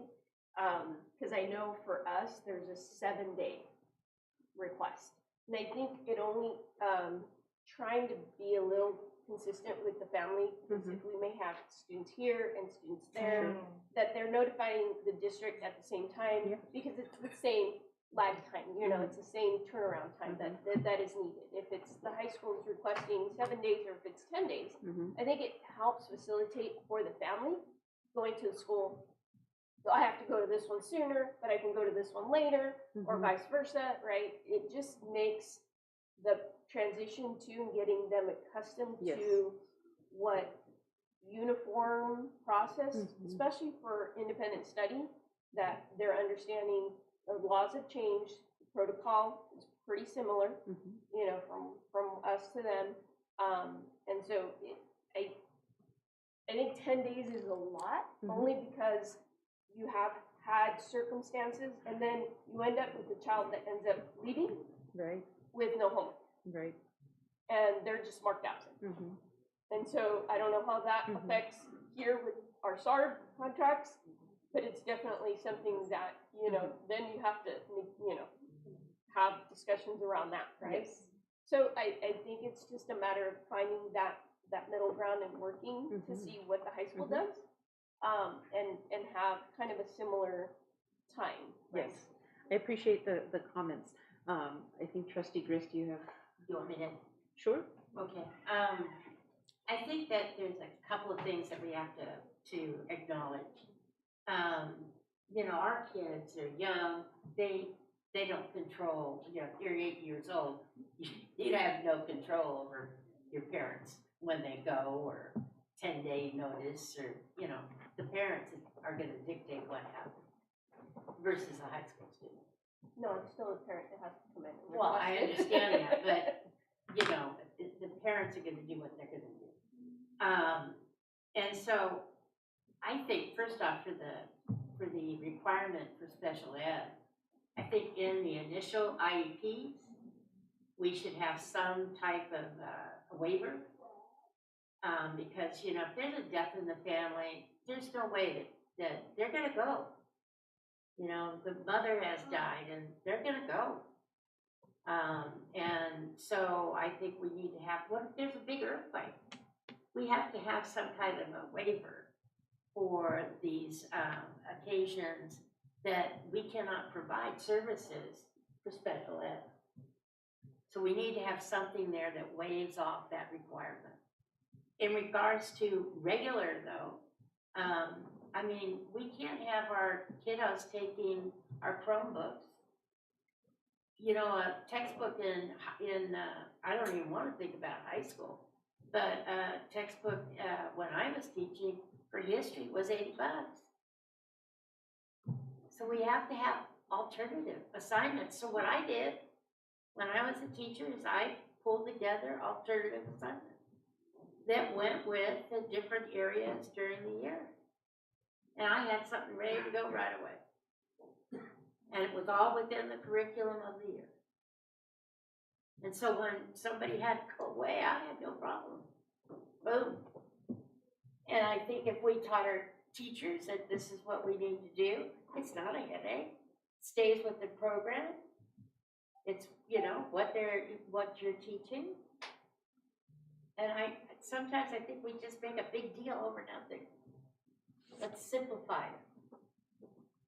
Trustee Marks? I have, mine is along the line of a question in the sense that for these, let's say hypothetically, there is a death in the family or an emergency, you know, illness where you need, the parent and the child needs to travel. Do they have to have a packet? Can they just be absent and call in absences, and then when they get back, have makeup work that they're supposed to do? Or does it have to go out as they go out? It recovers the attendance, the absence. And that's what the contract But is. if the work is done, Not within the structure that it needs to be in by law. well, that's sort of not where I was going. I mean, because like, I am thinking about, I mean, it doesn't happen, I don't know how often it happens, It but happens. it just seems like everybody's chasing their tail really fast. Absolutely. So, And this is- that's a bummer. This is good discussion, that's why it's part of this report. We have not made the changes to board policy. In our discussions as a team, we have talked about the burden that falls on staff, and our recommendation would be to take a look. It could be that we align ourselves with the high school and have 7 days, but we would like to, knowing that we've talked at length that teaching has changed, students have changed, there are greater needs post-pandemic.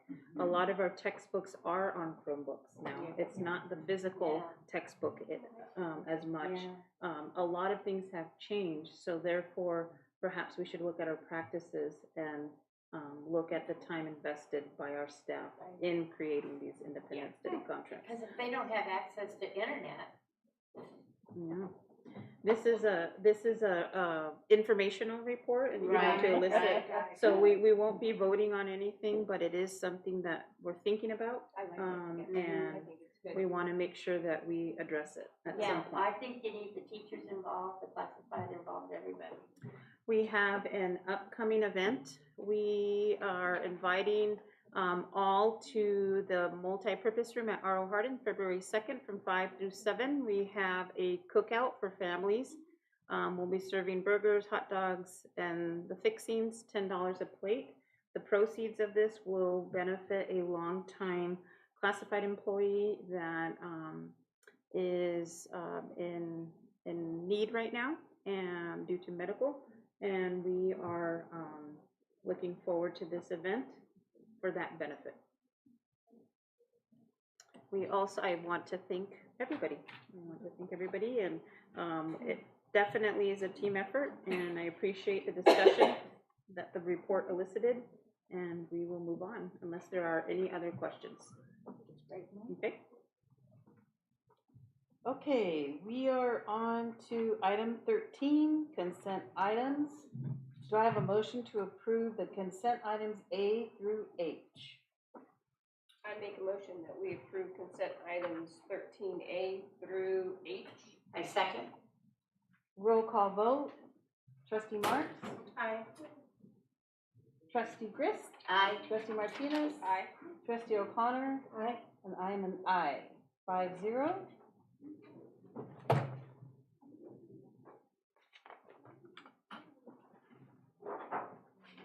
Okay, and item 14, approval of board minutes, December 12th, 2023.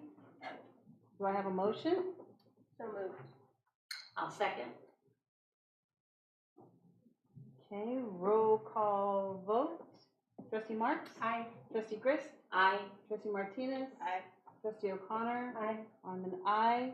5-0, pass. And we are on to public comments. We have public comments.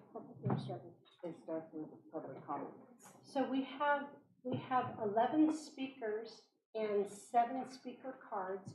I'm going to shuffle the cards and then call your names up. You can just line up in the order.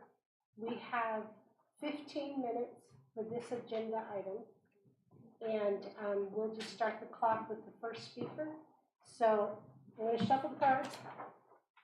A whole lot of you guys. I hope this is okay. Miss.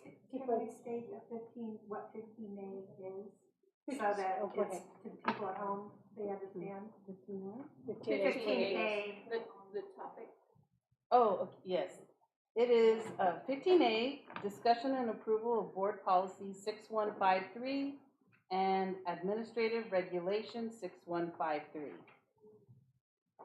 Okay.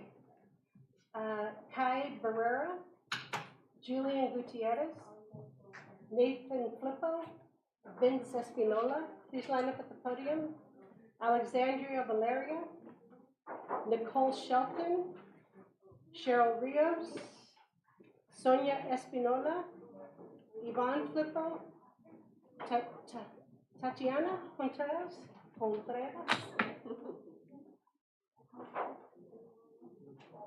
So remember, guys, 15 minutes for all of you. So be conscious, say what you need to say, and then let the other person come to the microphone. Okay? State your name for the record. Hang on, let me start this thing. Hello, I'm Julian Gutierrez, and I'd like to talk about why we should bring back overnight field trips and science camp. Here today, my friends, Kai, Nathan, and Vince, and Valeria. We're here today to represent our school, HCLA. We're currently in 6th grade and are heartbroken not to be able to take in the full experience. Since kindergarten, we've been fundraising to go to overnight science camp, and now that we can't go, all we want is to bring it back. The memories we can make are really great. I don't want to spend 4 hours going to science camp and going back to school for 3 days. It's just, I mean, think about it. If we just stay overnight, they can save money for the gas and everyone's time. Thank you.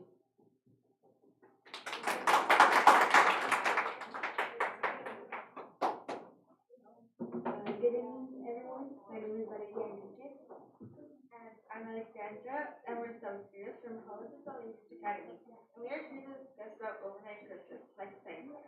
I think that most students agree with overnight trips. Most 6th and 7th have raised money on sales like popcorn sales, cookies sales, and etc. Kids in our grades mostly want to stay overnight. Kids try their best to get all A's and not F's, just to be able to go to science camp. So please consider our arguments with you. Hi, like I said, I'm Valeria Enriquez, and I think it's important to experience something like staying overnight field trips. I've been an HCLA student since kindergarten, and it's the most exciting field trip to look up to. I'm sure that other kids agree with me, and staying overnight is a big part of the experience. Thank you for listening to this, and I hope that we change your guys' mind. There you go, guys. Nicole Shelton, good evening. Hollister School District Board members, thank you for putting this item back on the agenda. I'm here at the request of HTLA parents. Given the time for speakers and it being at the end of the agenda, they ask that those speaking tonight represent our students and parents. Thank you to the board members that read my email. Without reiterating everything I sent over, I'm just going to get right to the point. Science camp may be the first for a lot of students to have an overnight experience, leave the county, explore the mountains and the woods in our surrounding communities. I'm really always surprised when I talk to my patients in my office, students, my teen volunteers, at how they don't realize how close we are to the mountains or the beach, how they haven't had necessarily an experience outside of our community. Whether that's, and there's a variety of reasons that I hear. It could be familial or socioeconomic. As a district, I feel we should be exposing our students to a variety of experiences outside the classroom to make them more well-rounded, knowledgeable, confident, and to ignite their passion for places, cultures, people, and opportunities. There's so much more to learn outside of a book or a classroom. Studies show that students who are provided with such enrichment opportunities gain so much. For example, critical thinking skills, life skills, problem-solving abilities, fostering creativity, innovation, increasing an interest in science, nature, social, emotional resets, which is something our kids desperately need, attitude adjustments, as well as physical conditioning. I hope you had time to review the research articles I sent over that back up all of these points. I understand last year's science camp and social media created an issue. If I could end social media, I would, for the number of issues I hear within my office every day. But I also understand that the easier thing would be to keep students from attending overnight science camps. But is that what's best for our students? Should that be the reason we remove this opportunity? If other schools and other districts, even those really close to us, are able to make this work, why can't we? With proper protocols, with proper leadership, with planning and training, there's no reason that this can't be successful events. We've done it for over 30 years, so why change it on one incident? As you talk to faculty and staff, and I've never heard it reported before because I am curious. And being abreast of the information of last year, I just feel we're punishing our students for the lack of supervision and leadership at the moment. And I'm sure you're being told by your lawyers as well as those you consult with that it's a bad idea, but Spring Grove went in October without issue. Other schools go without issue. Why are we changing our policy after 30 years of success for one incident? So I ask that you'll consider that as you listen to the rest of the parents speaking.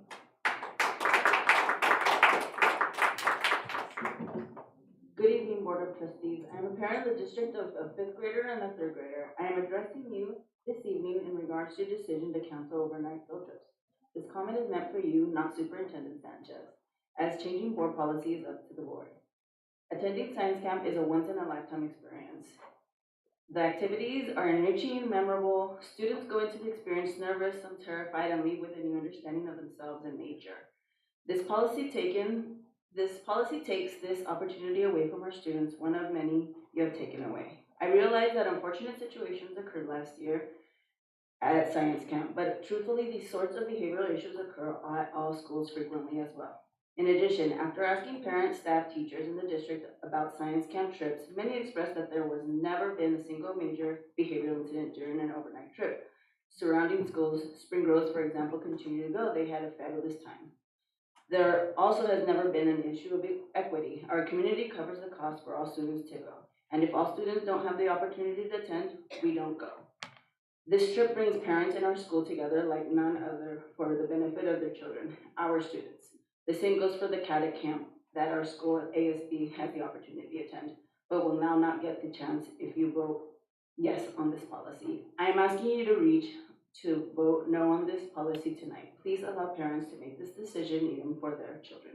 If you are concerned about liability, about a waiver created releasing you from it, it is heartbreaking that not one board member asked for more information, responded with their thoughts, or made any inquiry into the community's feelings on this situation. If we took away every risk that comes with going to school, children would be sitting in sterilized boxes all day learning from a video. They wouldn't develop and grow as individuals. The nature of having a large group of children in a place together comes with inherent risk. Please change this policy and allow these children the enrichment activities they deserve. Make supervision requirements to decrease the risk. Please consider your decision as it undermines the community in which you were chosen to serve. Thank you for your time. Seven. Okay, so hello, board members. Thank you for taking time to revisit this. I would like to ask you to make the decision based on what would benefit our students. They need the opportunity that would allow them the opportunity to grow both academics and in their confidence. We would like to, we want them to leave our district and be prepared for the world. Please do not make the decision based on fear, as I'm sure your legal team has put on you. If you are voting based on your fear and what could happen, then I highly recommend you walk around all your schools, because the risk is everywhere, and the lack of staffing, teachers, and supervision is to name a few. Please approve our overnight science camp field trips effective immediately, because we need to start making proper preparations for overnight accommodations now and for the future students. Our science camp field trip overnight is in less than 2 weeks. Tonight's decision is critical, and we need a decision as soon as possible. Thank you for your time, and hope you reconsider your decision for our children. And lastly, I do want to say that I was fortunate enough to go to science camp when I was a child, and I am telling you, that was one of the best memorable field trips that I ever took. And it was coming from a Hispanic family that my parents never allowed me to do or go anywhere. And for me, I mean, it was the best thing, and I hope that you expand that to all the students from the district here in Hollister for future. Thank you.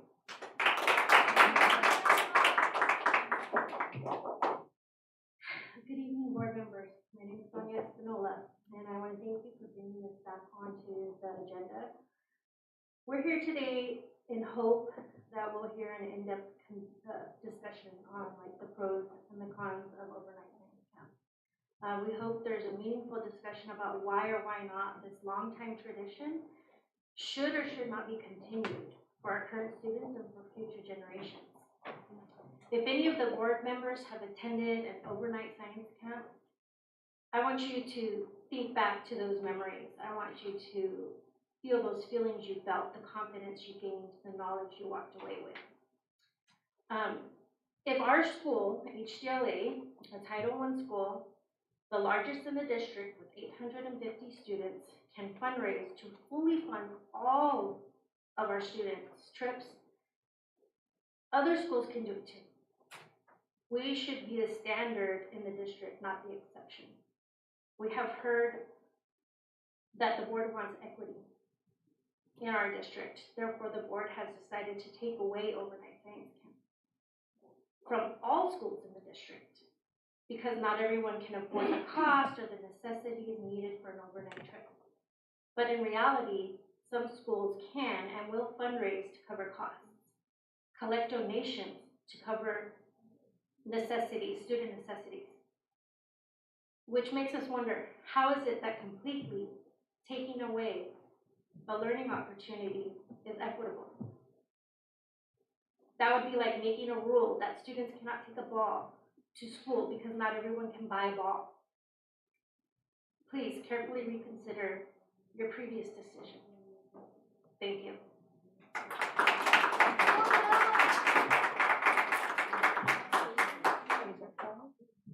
Going to make sure that she was in there and not the person, so that's why I took my time off. As I read the agenda item, it seems like the purpose for this to be on the agenda is a little bit different. It references the, I guess, accusation from last month that the board was not following the Brown Act regarding presentation of information. And I actually, at this point, have some concerns regarding that as well. One reason is because I cannot find on the district website any of the meeting notes from previous board meetings. When I go to the page, I see a column that says minutes. None of them are activated. So I can't go back to see what was said by each of you, what was said by any public comments. If there is another place where I can find those minutes, I would like to know. I truly, truly would like to know, because I can't find it. Second to that is, in tonight's presentation, you will see that there are references to board meetings that happened in 2017. I don't understand the relevance to those and why those are taking up a portion of a presentation. I also, one of the things that keeps getting cited is AB 341 as being partially, I guess, the reason for your action to refuse to do overnight field trips. And when I look at that AB 341 from 2017, 2018, it talks about how that released the districts to be able to support students in field trips. Especially, it specifically mentioned overseas field trips out of state, to Washington, D.C., those kinds of things. I don't see any information that talks about eliminating overnight field trips. So if that's a reference, I don't understand it.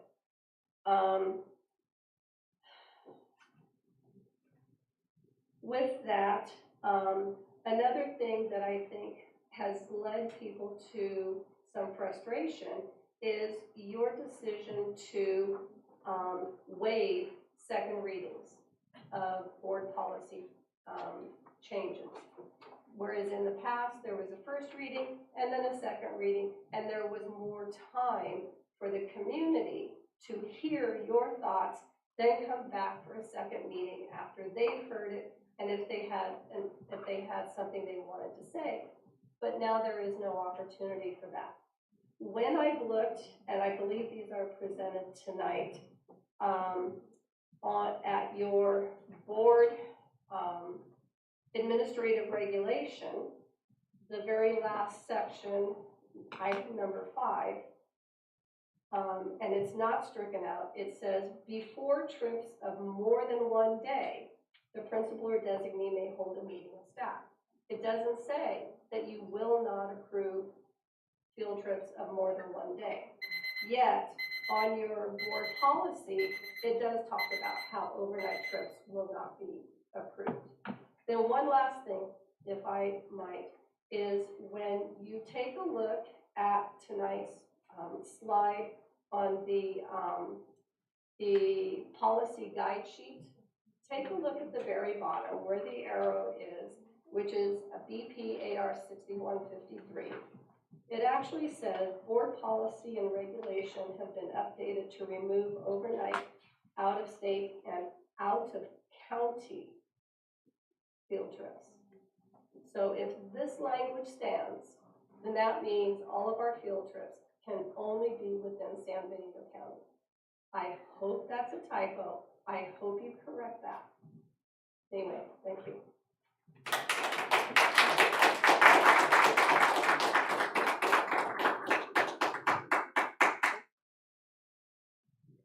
So we're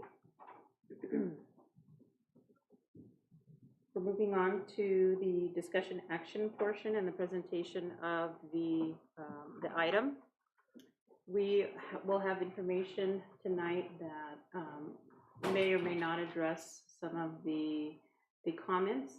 Our task tonight is to address with full transparency and in a goodwill effort certain allegations that were made against the Board of Trustees in a formal written statement, and therefore in a goodwill effort and a full transparent mode. I want to say that the Board of Trustees are taking this action tonight to bring this item forward. This will now be, I believe, the 4th time that this is publicly discussed, and we will share some information in regards to Board Policy and Administrative Regulation 6153. So where does the title come from? We have heard criticism that the title was changed, that the title is not clear. What we have here is that the Board Policy and AR, as we know, is called school-sponsored field trips. That term itself comes from California Education Code 44808, and it is the wording, it is the title that has been historically associated to this board policy and administrative regulation in our district and in other districts. We did not change the Board of Trustees did not change the title. It exists from a historic perspective. On October 24th, the Board of Trustees considered the changes to board policy and AR 6153 they considered the revisions and unanimously passed the revisions with a 5-0 vote. What is the role of the trustees in regards to board policies and administrative regulations is that the Board of Trustees sets the policies for the district to meet legal requirements, to meet recommended revisions, to align themselves with educational best practices. Sometimes the revisions are recommended, generated by new laws, by compliance guidelines, by staff recommendations or legal counsel recommendations, and or by the California School Boards Association. As we've stated in other board meetings when we've talked about this one, this revision or guidance came from multiple avenues, including legal counsel. So we also have heard, multiple times that this was sudden, that why is this happening? So I do want to share these dates with the public and reiterate that this has been a practice that the Board of Trustees have practiced on all of these dates. These dates are regular board meetings, the agendas are public, and every single one of these dates, a handful, if not dozens of board policies and administrative regulations have been reviewed.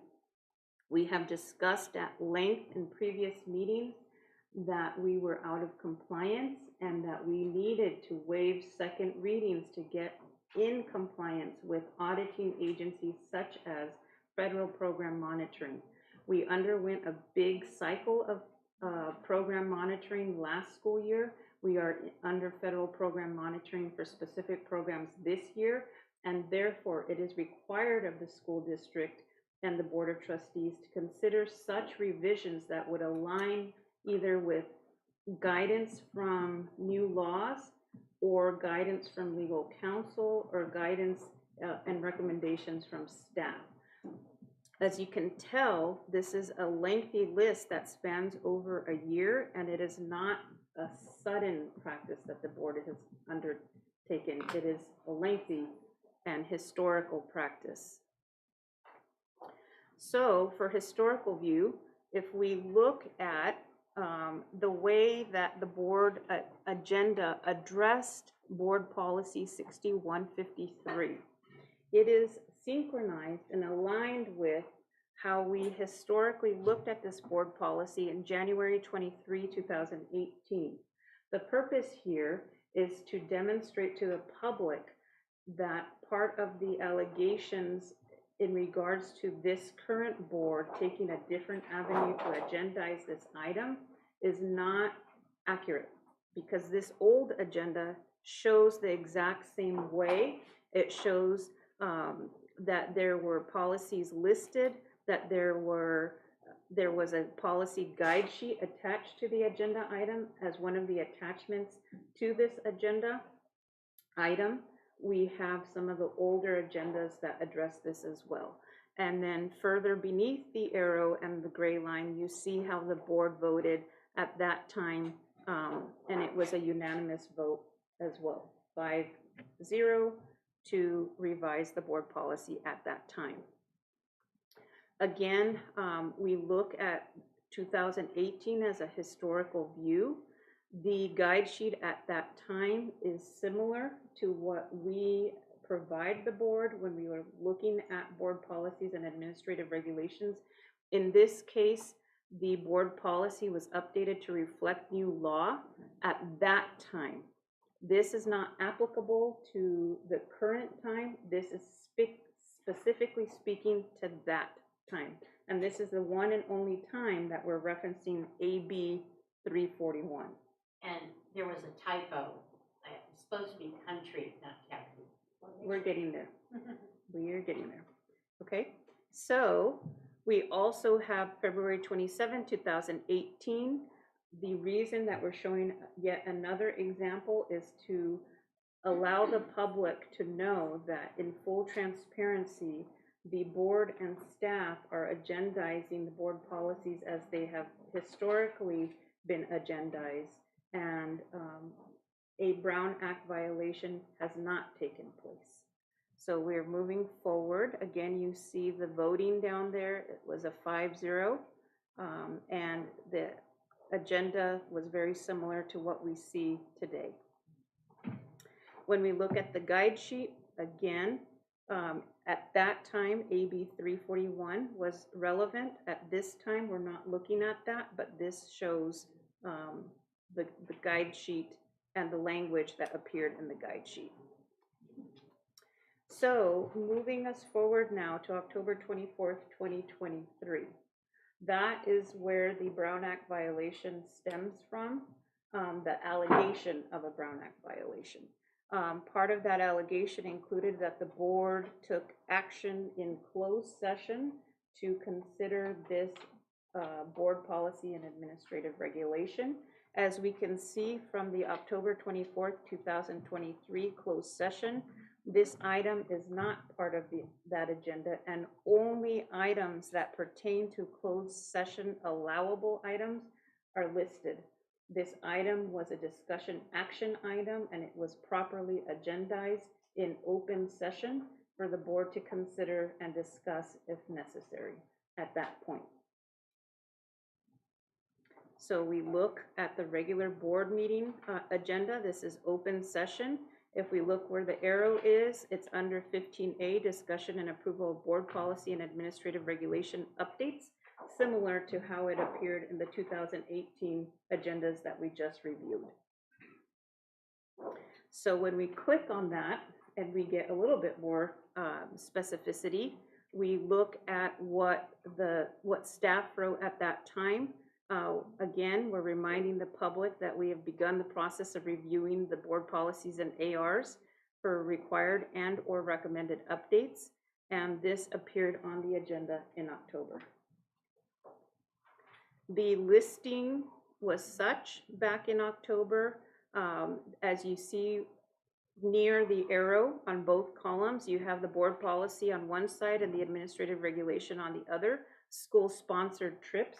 Again, that is the historic title. That is the phrase that's referenced in that particular ed code. And it was listed here very clearly as a PDF on the board agenda.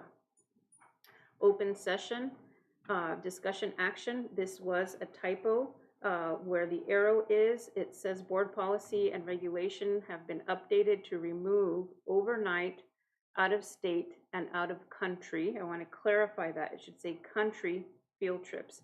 At that time, that is the action and the consideration. This is the policy guide sheet that appeared on that specific item. And the board again voted 5-0 to implement those changes.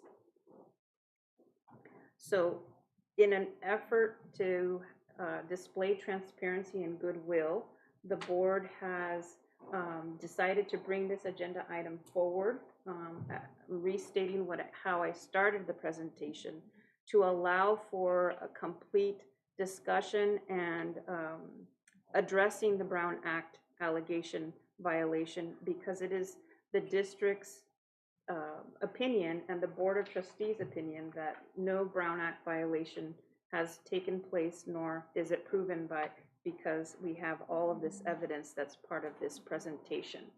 So at this time, in order to clear, I think completely clear this agenda item, I would recommend to the board that you consider revoting for it in open session and or discussing the agenda item.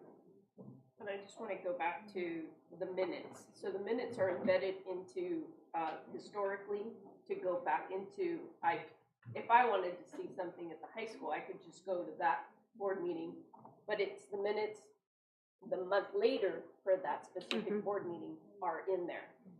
So if you're looking for the minutes of who said what, who voted how, that's where you would find the minutes. Right. For instance, I'm looking at the regular board meeting minutes of October 24th that I found in the agenda for the November regular board meeting. Under approval of minutes, it's an attachment, and it's the same every month. The previous month's minutes are an attachment because we have to approve them. It's part of what we do. There isn't a separate place for them. But then why doesn't it show up on the face page where you look at all of the agendas and there's a minutes section and none of those are activated? That's where I went. Good. So I know that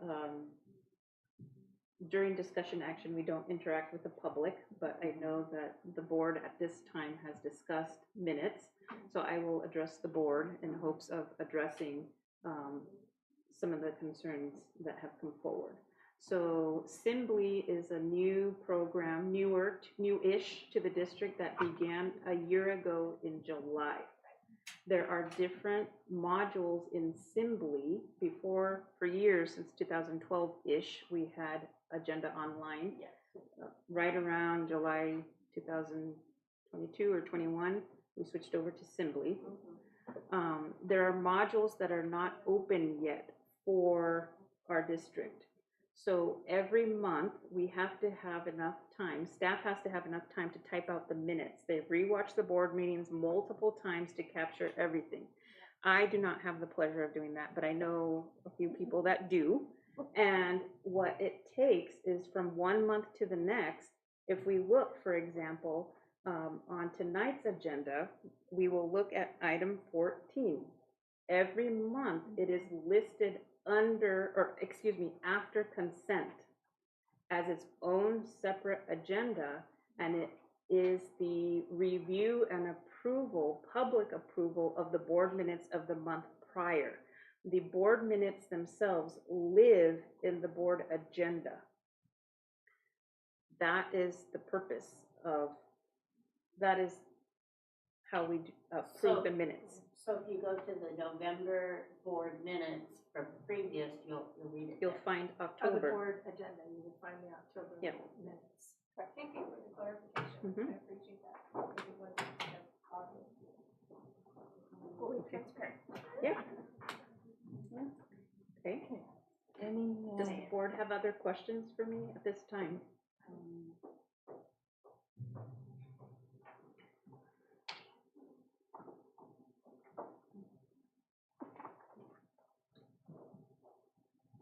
Times have changed. No, for her. For her. Yeah, that's for all of us.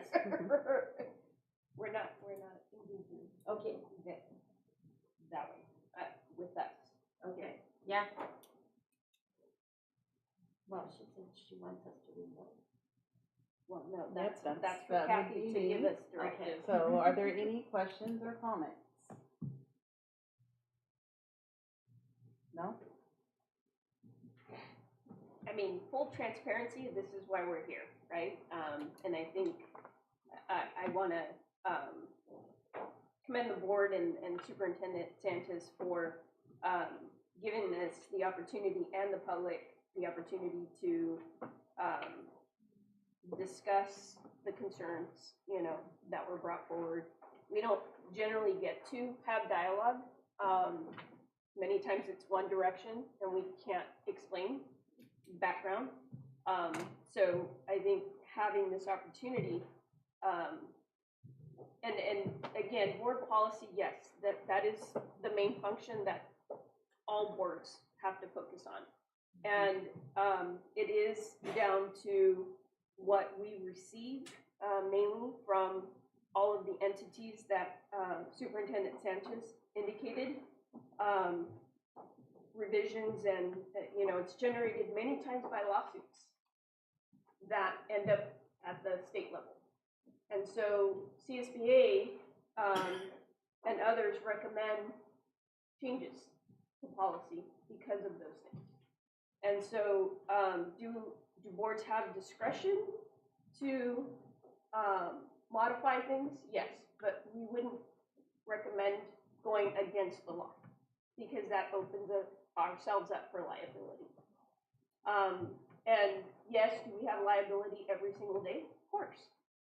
I think in any employment, there's liability. We could fall, we could get injured, our children can fall at school. But we want to safeguard our children as much as we can. And so it's not, I mean, I went to Sacred Heart. I didn't get to go to science camp. That wasn't an option. So when I went to Sacred Heart, we did not do science camp. And again, for me, we have not taken science camp away.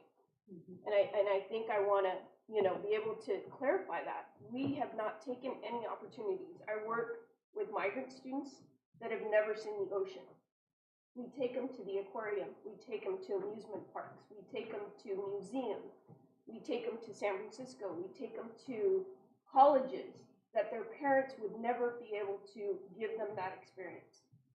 And so many of these kids can do a lot. We do a lot for our students in the day that we have them. And we come back. Sometimes we come back at 6 or 7 in the evening. We go on Saturdays. We've done events on Sundays. There are many, many things that I think as a community, as a school district, that we go above and beyond. And I understand that families and students have looked forward to this situation and being able to go and experience the full overnight experience. But, other districts may do whatever it is that they are doing. We're not accountable for what happens there. We're accountable for what happens here. And so having something happen and to one child is one child too many. Having that family go through a trauma is a lot. Is one too many. And so it's something that we have to weigh heavily for what we are responsible for. We are responsible for every single student in Hollister School District. And trying to make something as equitable and as fair, I think Superintendent Sanchez tries to ensure that all of our students get that experience and tries to make it as equitable as possible. And I think as a board, we see that. Coming from our different backgrounds and experiences, I think we have understood the explanation as to why the need to change was important.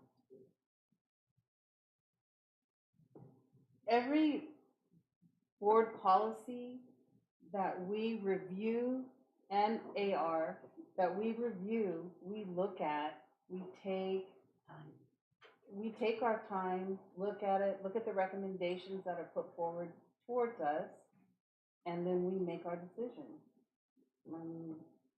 Trustee Marks, you have something to say? No, I was going to say something to the effect that it's a thoughtful process. It isn't a glib process. It isn't a shallow process. There's definitely a lot of thought and consideration. And I think in a way that was reflected by not eliminating the field trips altogether, but just overnight field trips. And again, in consideration for the safety of all of our children. And will it change again in the future? No one knows.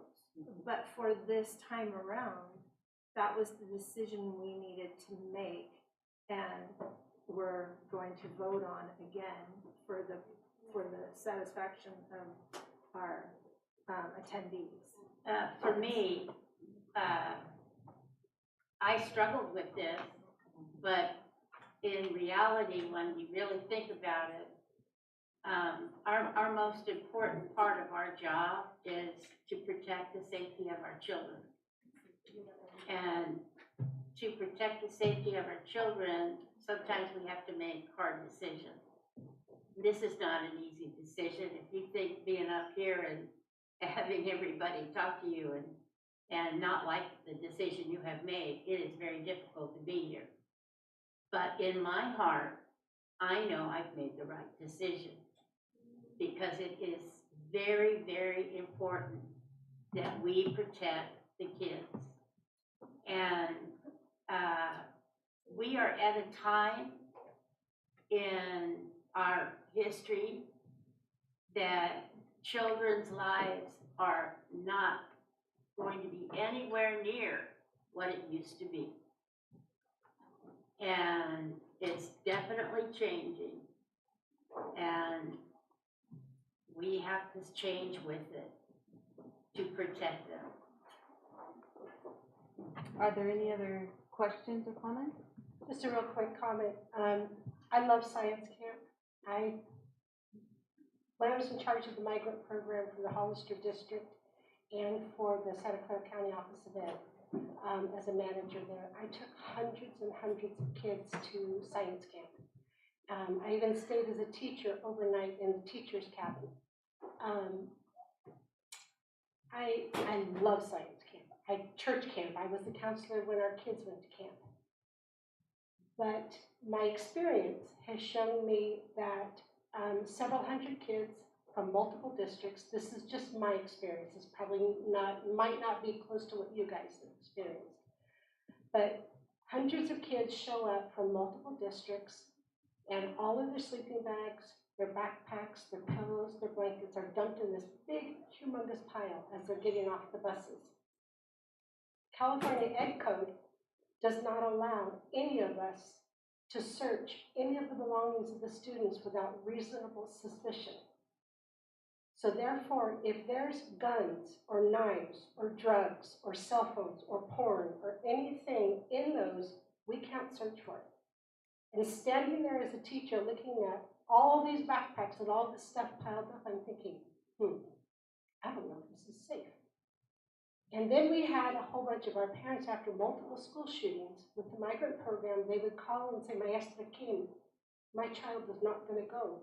You do not have a secure fence around the camp. How are we going to fence hundreds of redwood forest, densely forested acres of campgrounds? We can't. Then the other thing that I witnessed was one night during the science camp during the summer, the kids were allowed to sleep out on the tarps, and they would have an astronomy lesson, and they would watch the stars. It was a beautiful experience. But there was only 2 counselors from the camp staying awake at night, patrolling around the students. You've left 200 asleep students completely indefensible. And I looked at that and I thought, that's not safe. I would not send my own children to this. And then with all the scares that we've had with fentanyl, you can't allow things like this to happen overnight where we do not have the protection and the careful watching of certificated staff. In the camps, in the cabins, there was 18 boys in one of the cabins, and the supervisor for that cabin was a high school student. I don't want to put any type of liability on that poor high school student. I don't want to put that type of liability on a teacher who might be sleeping in the cabin. Me, I sleep like a rock and nothing wakes me up. And I don't want to have the liability myself of something going on in my cabin and I wasn't able to wake up. And I wouldn't want a parent to have that responsibility either. Okay, 15A, discussion and approval of board policy 6153 and admin regulation 6153. Do we have a motion to approve? So moved.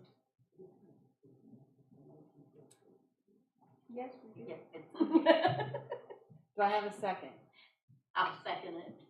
Okay, roll call vote. Trustee Marks? Aye. Trustee Grist? Aye. Trustee Martinez? Aye. Trustee O'Connor? Aye. And President Toasty says aye, so that's 5-0, passes. Okay. 15B. Discussion and approval of board policy and admin regulation update. Item 15B, we have a series of board policies, and included in this board policy, we have the policy guide sheet for January, which gives the summary of the recommended revisions. I do want to call the board's attention. This brings back the superintendent's report where we discussed independent study. It's board policy 6158. At this time, the board policy change that is reflected here includes the 10-day window. If, as a team, there is to be further discussion or recommendation for staff to seek a different alternative for a date based on the discussion had, I do want to publicly call attention to that board policy. This would include other board policies as well, such as interdistrict attendance, school health services, and so on. Are there any questions in regards to this?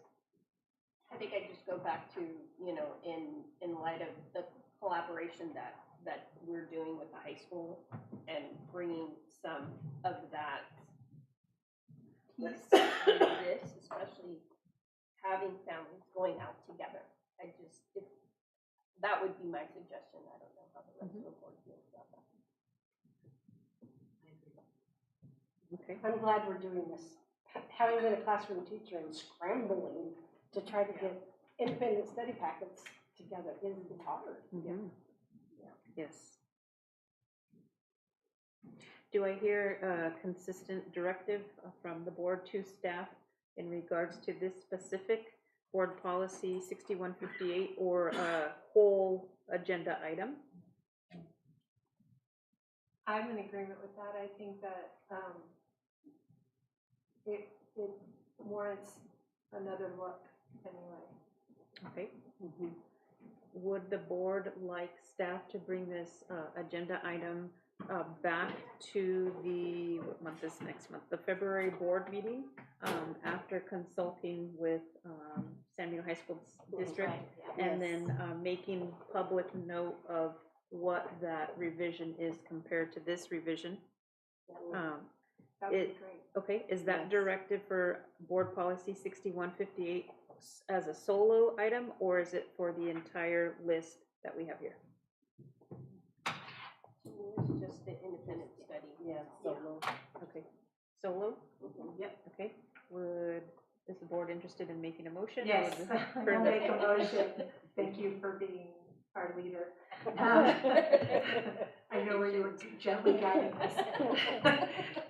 Yes, I move that we remove item board policy 6158, and is there an AR associated with that on this list? I don't see it. I don't see it. So just remove 6158 board policy independent study for this month's approval, with the understanding that it will be revisited in our February regular meeting, along with any other approval of board policy and administrative regulation updates.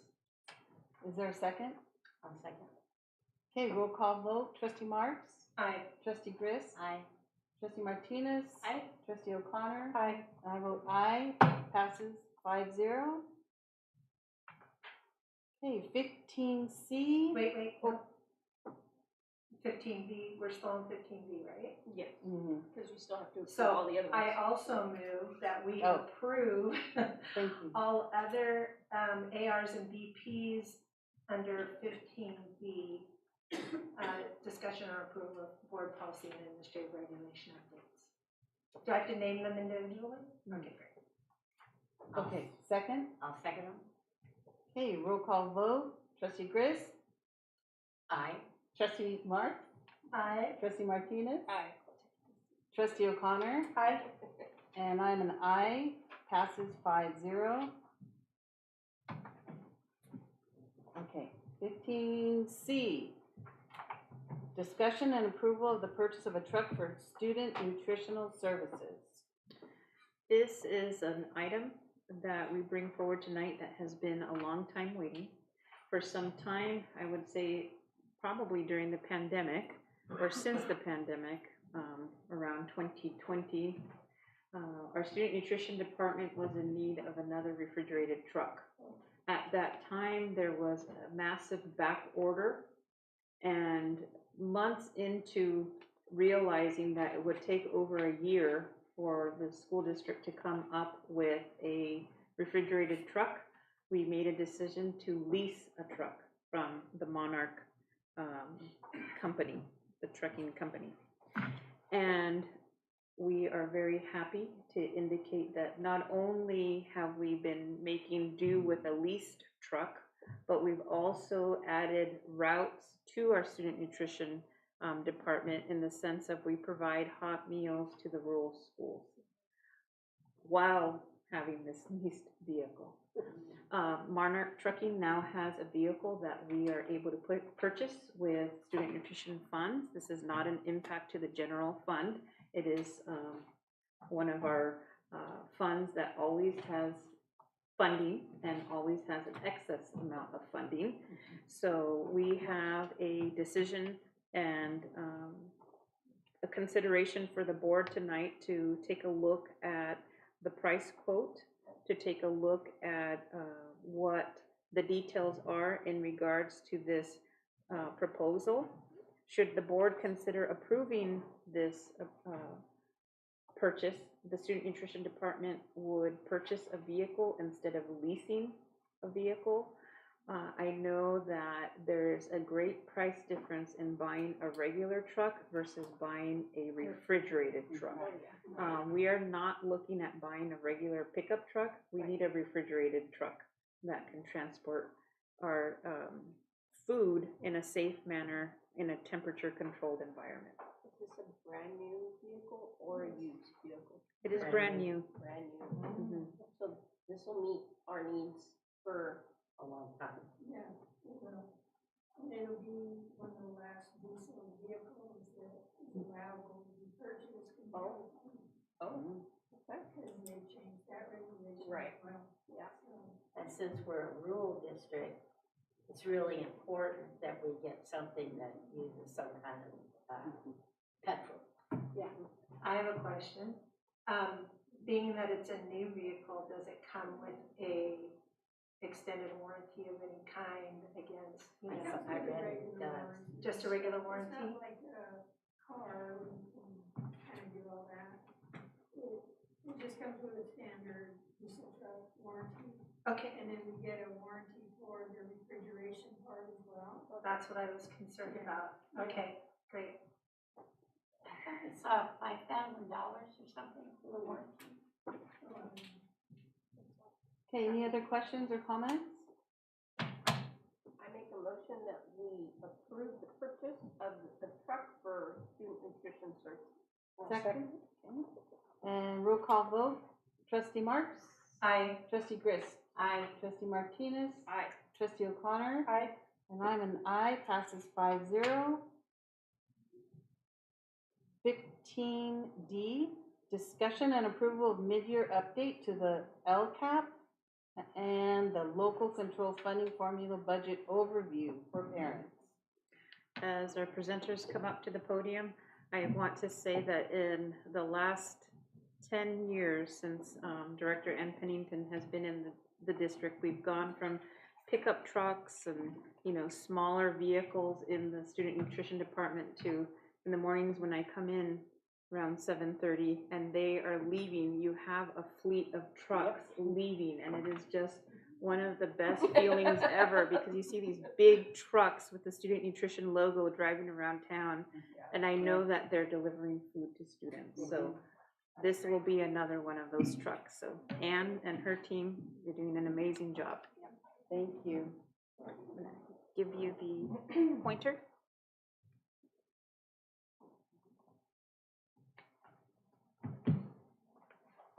Good evening again, Board of Trustees, Superintendent Sanchez. We are here to see how we're doing on our LCAP mid-year report. So we're going to go over a few things. This is an obligation that we want to communicate to not only you, but to our parents and our community members on how our funding and progress is going on the LCAP goals and actions.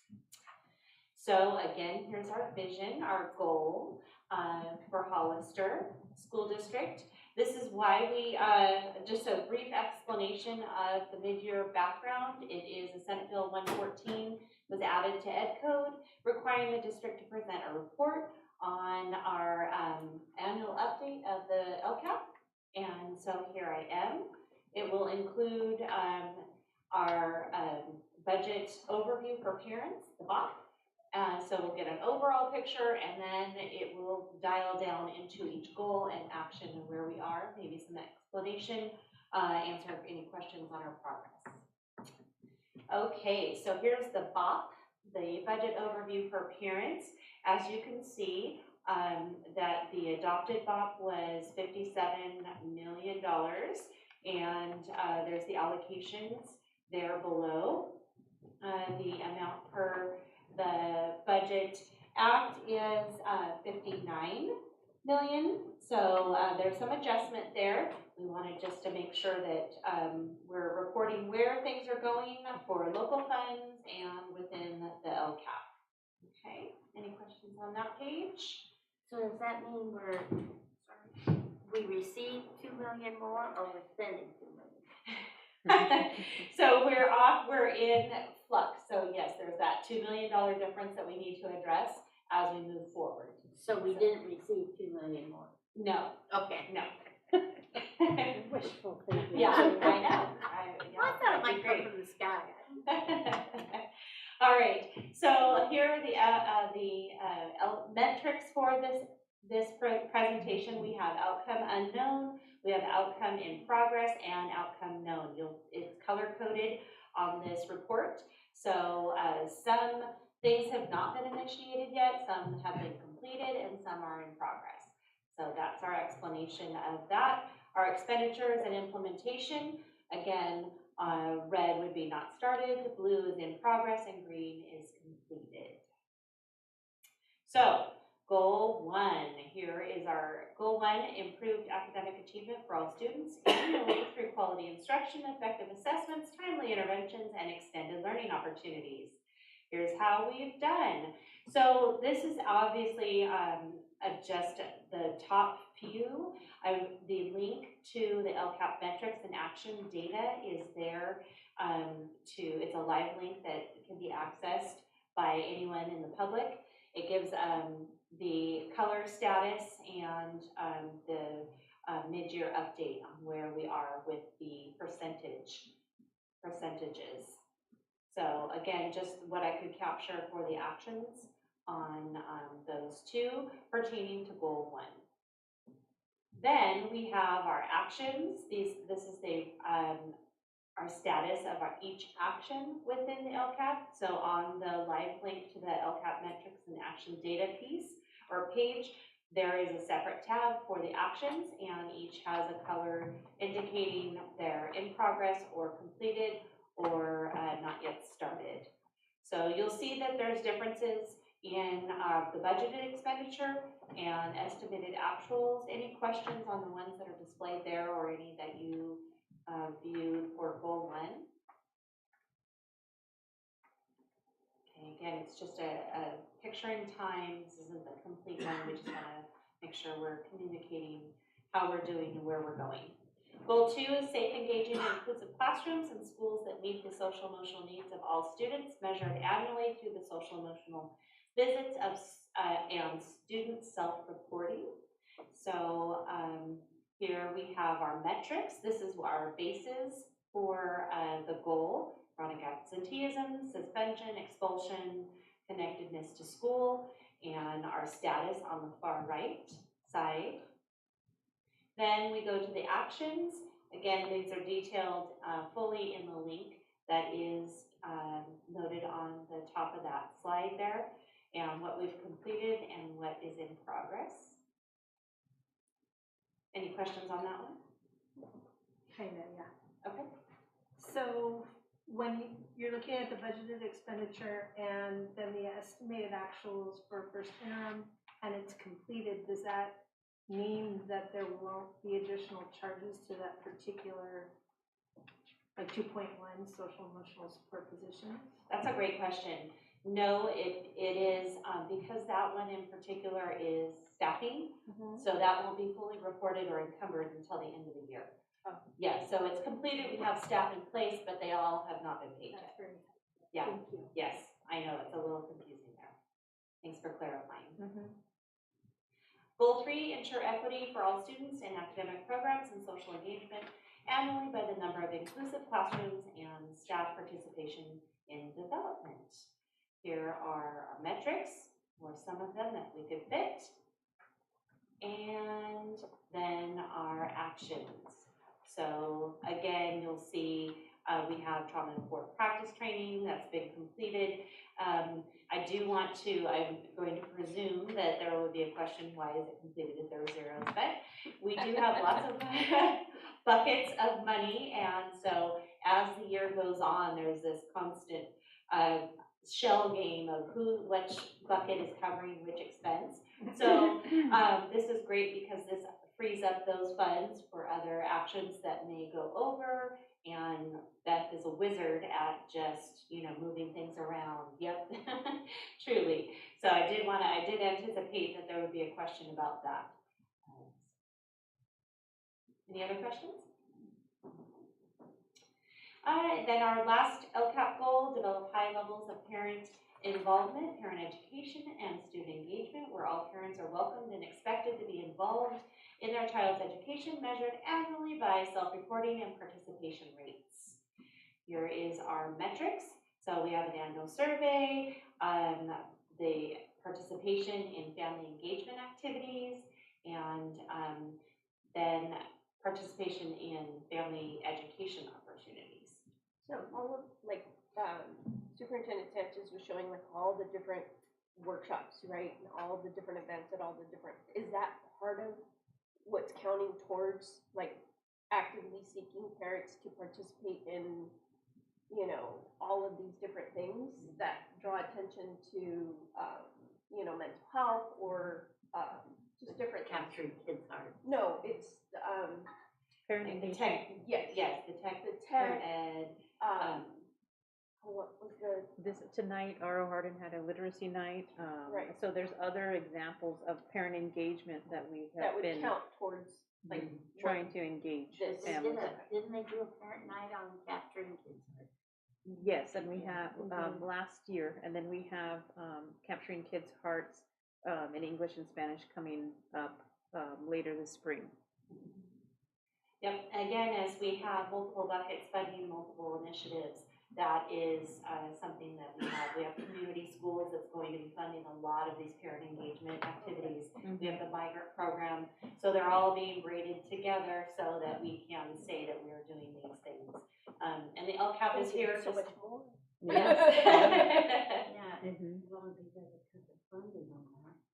No, I mean, you can just do so much more when you can incorporate funding Right. from the different. Yeah, well, let's see Friday.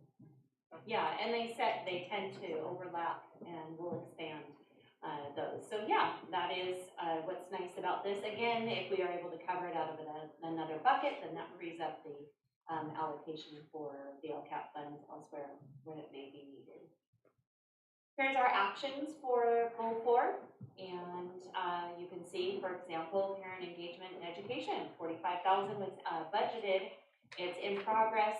But we do have community schools, and we have migrant, and we have all of those that are covering. So that's a reallocation that we can use elsewhere. And in closing, we are proud of the following. We've improved our student attendance. We have a robust district-wide early literacy model. We have reduced suspension rates and continue a 0 expulsion rate. We have placement of mental health team members at each school site, and our English learners are making progress. Areas of increased focus include improving academic proficiency in ELA and math, increased and improved services for homeless students, and district-wide supports for student behavior. So we acknowledge and sincerely thank the hard work and dedication of our employees, the support of our students, and the resilience of our students to continue to reach for excellence. Questions? In support for the homeless students, do we try to find parents housing, or how does that work? There is multiple services that are allocated for students that are classified as homeless, and it's really a case-by-case basis. We're prepared to provide clothing, gas cards, hotel vouchers, whatnot. We have a dedicated amount of funding specifically for homeless, and that comes in, and we prioritize. So do you interact with the county and with the city and all that? Yes. Together? There's a county liaison that works with our district liaison, and that district liaison then is our outreach to parents when somebody comes in and is asking for services. Right, and then in regards to the mental health area, we have counselors and we have mental health and we have social work. So, are we going to be getting? How do we define how many students per school that one person can handle? Have we thought about that at all? That ratio of student to one person? Have you kind of looked? What is the recommended, ratio? I think it's a case-by-case basis and it's by need. So every school site is going to have a different impact on that. I know that we have a phenomenal coordinator for our mental health. She meets with the team, and I think there are times when they can come together and support one another if there's a greater need at a school site. We also have community solutions, and we have other layers for mental health that we can support. So I think when we look at the data and we can respond to that within, a very small time frame, that team. Well, you know how they say you need X amount of nurses for X amount of students? And that's what I'm asking, is there some kind of a ratio? Formula. Pardon me? A formula? Yeah, some kind of a guideline that we have. Because I think we should be looking at that to help us, guide us, so that, because I don't see this going away. I think when they do the report, it was an excellent report. They listed how many visits. Right, And I think that's what you're getting at. It's by Yes. need. Yes. So how But many? I think we also need a guideline, though, some kind of a guideline, so that we can say, if it ever comes up, well, this is the ratio, and just, so we know we're doing the right thing. We appreciate the feedback in regards to the ratio. We do have our social emotional coordinator, as Dr. Myers had indicated, that is an expert in her field, and she regularly meets with our deputy superintendent weekly and with the SEL It team. seems like we've had a lot of issues this year. We have a lot of need for support, and we also want to remind ourselves tonight that we not only have our community agencies that come onto campus to support, but we also have other staff that are funded through grants that are on loan from, for example, the County Office of Education, that help support that ratio and reduce the number of students per adult. So we have that data, and we definitely will keep it in mind as we look forward to building an I just want the LCAP. kids to be taken care of, that's all I. Absolutely, we agree with you. Yes, and that we can, because sometimes that's the only help they're gonna get.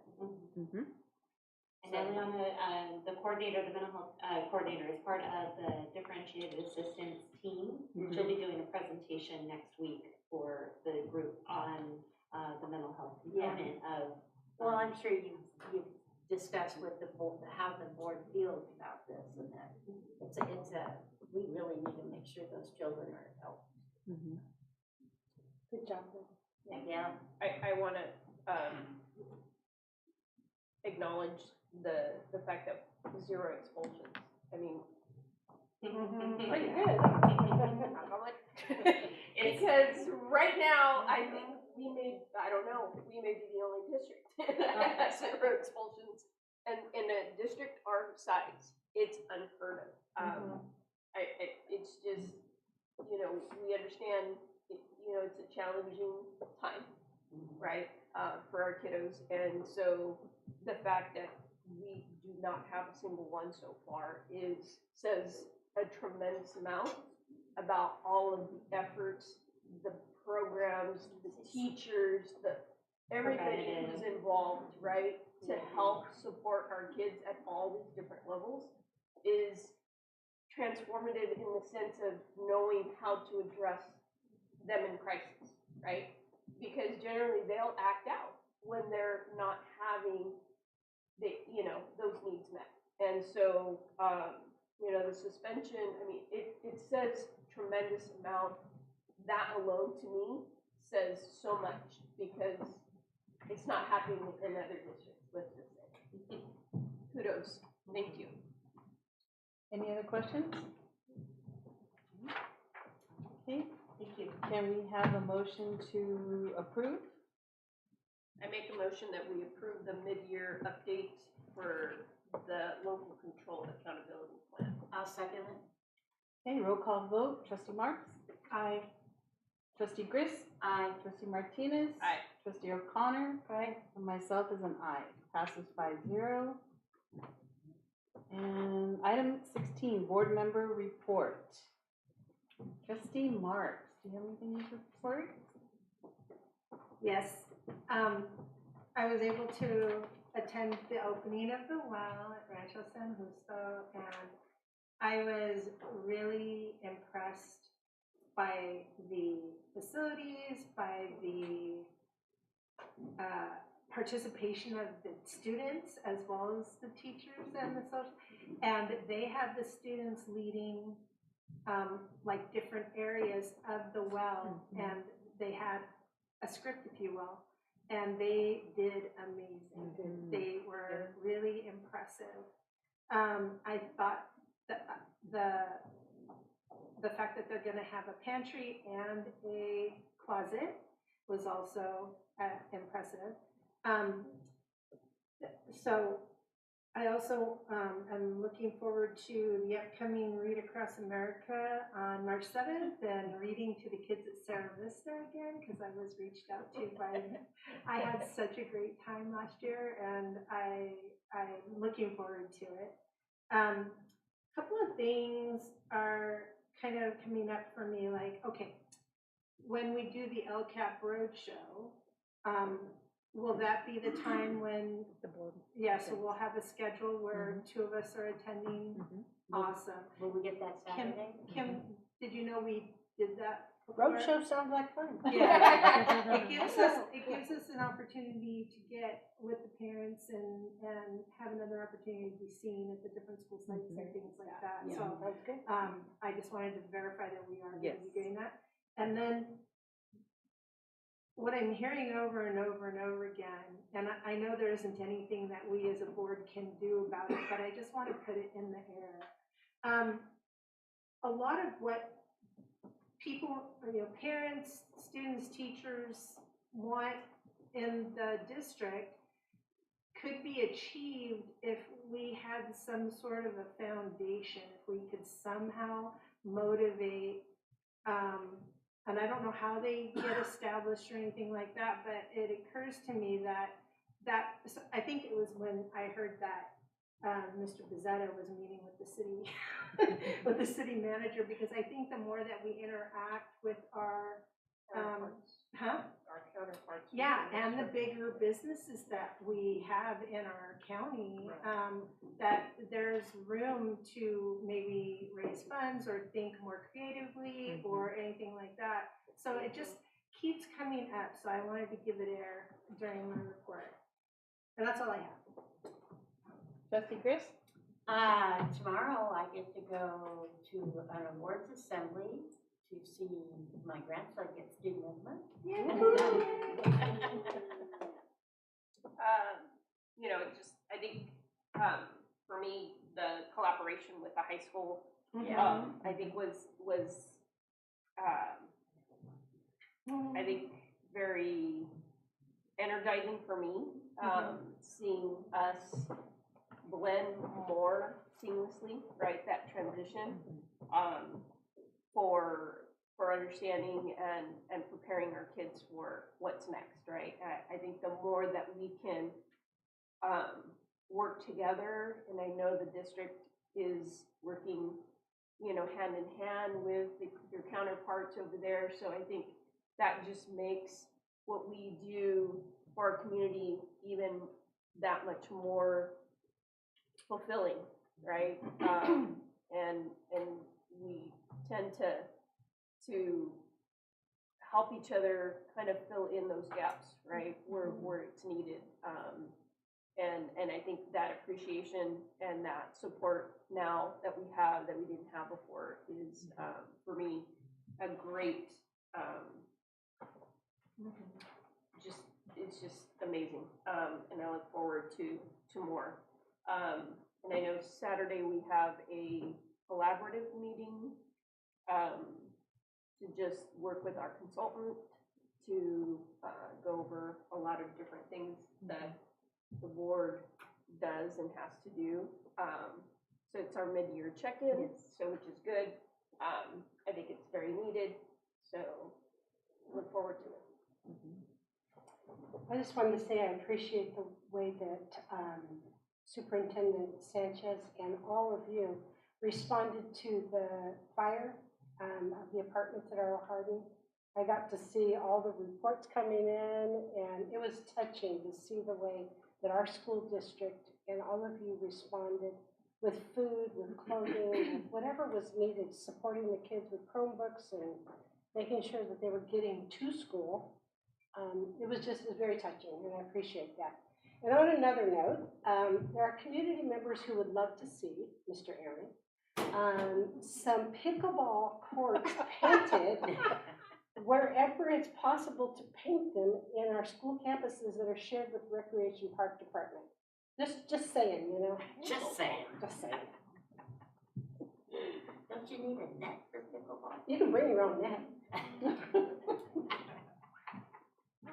Myself, along with Lisa, enjoyed hearing from Sarah Vista about reading on Read Across America Day, and if there's any other schools out there that would like us to come read, I'm up for it. Also, I visited the Bronco Well Resource Center, and it was touching. It was amazing. Those students were so happy to have a facility that they can go to. And I also want to thank our cabinet for always showing up, always being there, staying there right to the end, whether it be 2 a.m. or 9:20. So thank you, cabinet. Okay, announcements or reminders?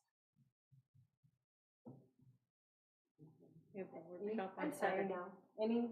Just a workshop? I have a couple of things, and I don't know if it's going to happen or not. Yeah, do you have some? No, I thought she said, I skipped it. she said announcements and reminders. I don't have any of those, and I don't have any. Future agenda I items? mean, I have some that I think we can noodle on Saturday maybe. Yeah. So. That'd be good. Yeah. Okay. Well, is that what you want to do, or? Future agenda items or announcements? Okay, all right. Whatever you like. Will we have a report of staffing needs in February? I'm not sure if we specifically for the mental health services, because we kind of talked about it. Guess you can tell it's on my mind. Because isn't there new state mandates on it? There are. Yeah. We also have a pending budget workshop with the board and Right. the department heads, where last year we talked about future plans Yes. as we looked towards building the LCAP. Right. That would happen in March. Okay. Are we looking for a report in February or to No, incorporate it's that? just, this was just, because I know there's new state mandates, so I Yes. wanted to make sure that we're okay there. Okay. And then, are we gonna get a report in February on the, what's happening with the facilities? I know we got a little bit about what's been done, but are we gonna get kind of a more detailed? We sure can. It didn't, yeah, okay. Mhm. And then, the Latino Coalition reached out. They want to explain what they do for students with scholarships and mentoring, and they want to give a presentation to our board. And they had asked, and we had replied that January was too full, but is it possible that they could get on the February agenda? And then let Nikki know whether or not that's possible too. But she would like to do a presentation about what they do. Okay, we'll put that in. That's all I have. Trustee Martinez? I think I wanted to suggest maybe having a deeper conversation on a public conversation for the AAA. I know we've had every board meeting so far, folks wanting answers, and we haven't really had, I think, given them a final response. And I think for full transparency, giving the opportunity to talk about it and you know what our plans are, just to give them some closure as to what the district wants to do. Is the board interested in a public report at a regular board meeting, a special board meeting for this, a community meeting at AAA? What would the board like to do there? I know when we've done these in the past, we've started with the community meeting, you know, to gain kind of their perspective, you know, at their site, and then, you know, kind of evolve that to the next level, and then to final board decision. And that could be at a presentation, discussion, action item within a regular board meeting. So I just don't know how the board, I mean, we're in January. I would really want to give these folks some opportunity to bring forward what their concerns are, and for us to really evaluate and bring some conclusion for everyone involved, right? So that they're not coming every single board meeting to say, have you decided, have you decided, have you decided? I think that as the board considers the potential for a board meeting or what the avenue will be to have this conversation, we, you know, as a district have received public comments on a wide variety of topics. And last May, I believe it was, the board voted unanimously for status quo, or, you know, it was a majority vote status quo at that time. We had already engaged in the community meetings. We had already looked at the feasibility of moving. So at this time, I think I would want more clarification as to what pieces we would want to address. As the superintendent, I'm operating under the assumption of status quo that the board directed, and that would mean if there's 5th, 6th, and 7th grade, we're going to maintain that 5th, 6th, and 7th grade. The board would like to provide direction. That would help me figure out which way to go. So we don't have an 8th grade? We have eighth grade, fifth, Yeah. sixth, seventh, eighth. Okay. Excuse me, sixth, sorry seventh, about that. eighth. Yeah. Okay, what I think is that a listening session would allow, us, can't we have a discussion? Because in this format, we can't interact in any way. I think there's room for clarification. I think there's room for answering some of the questions that are addressed to us that we cannot in this forum talk about. And it's not about making promises or anything else like that. It's about like clearing the air. I feel like that is definitely something that needs to happen. And I don't know if it fits into a study session, because tonight, for instance, bringing up what the Hollister High School is going to do with their new formats, their new adjusted formats. I did hear the part about students being motivated academically to work toward that. I also heard. No, it was for the Hollister High School Academies that note was actually see. AAA was saying that their students, that just, to them, it feels like A partnership. yeah, a partnership of sorts. But what got me think, and HPS then talking about motivation, et cetera, it got me thinking about, what could that look like? So, I mean, I'm not trying to put it all on AAA's bucket necessarily, but we definitely have facilities issues. We've continued to have facilities issues. So those need to be discussed, like the feasibility of the different things, right? Because, we need to clear the air about facilities. We need to clear the air about, the program and where it can go and why it is the way it is, why it is status quo. Right. So I don't know, does that qualify as does that qualify as a study session? What does that qualify as? It would depend on what the board, would determine. It could be a discussion action item where it is discussion.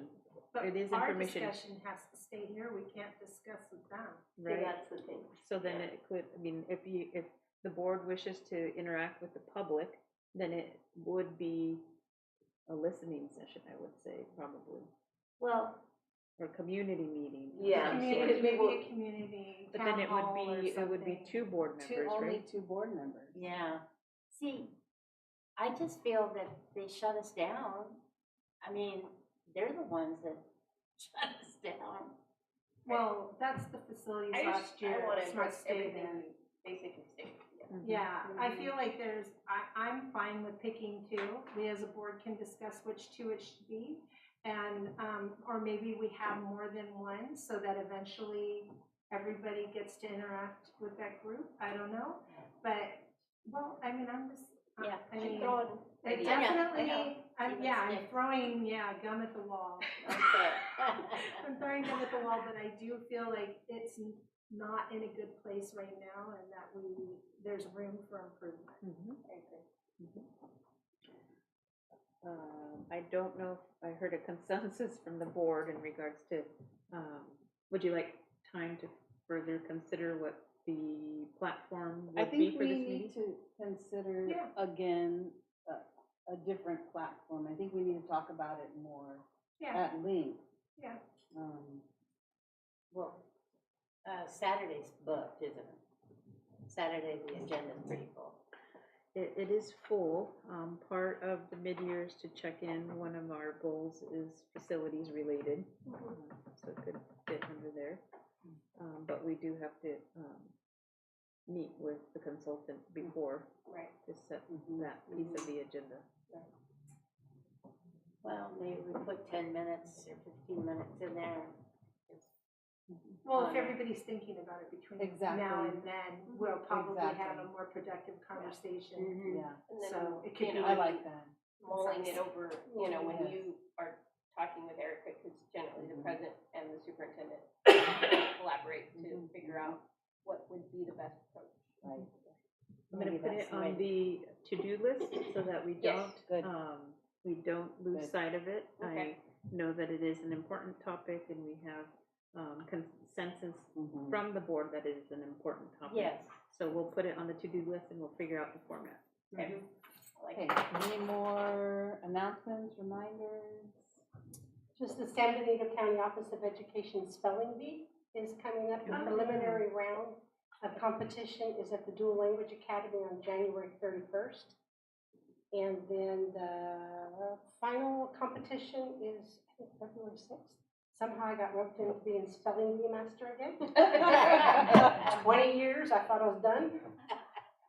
And that reminds me about is it the literacy, the SPCOE literacy? Summit is Thursday. It's Thursday. Thursday at 4:30. Thursday at 4:30, and Yeah. then I saw the math initiative thing come up again too, and that's coming up, February or March, so there's things. There's lots of good things going on. Do I have a motion to adjourn? So moved. Second. Second. All in favor? Aye. Okay. Any opposed? Okay, adjourning at 9:26.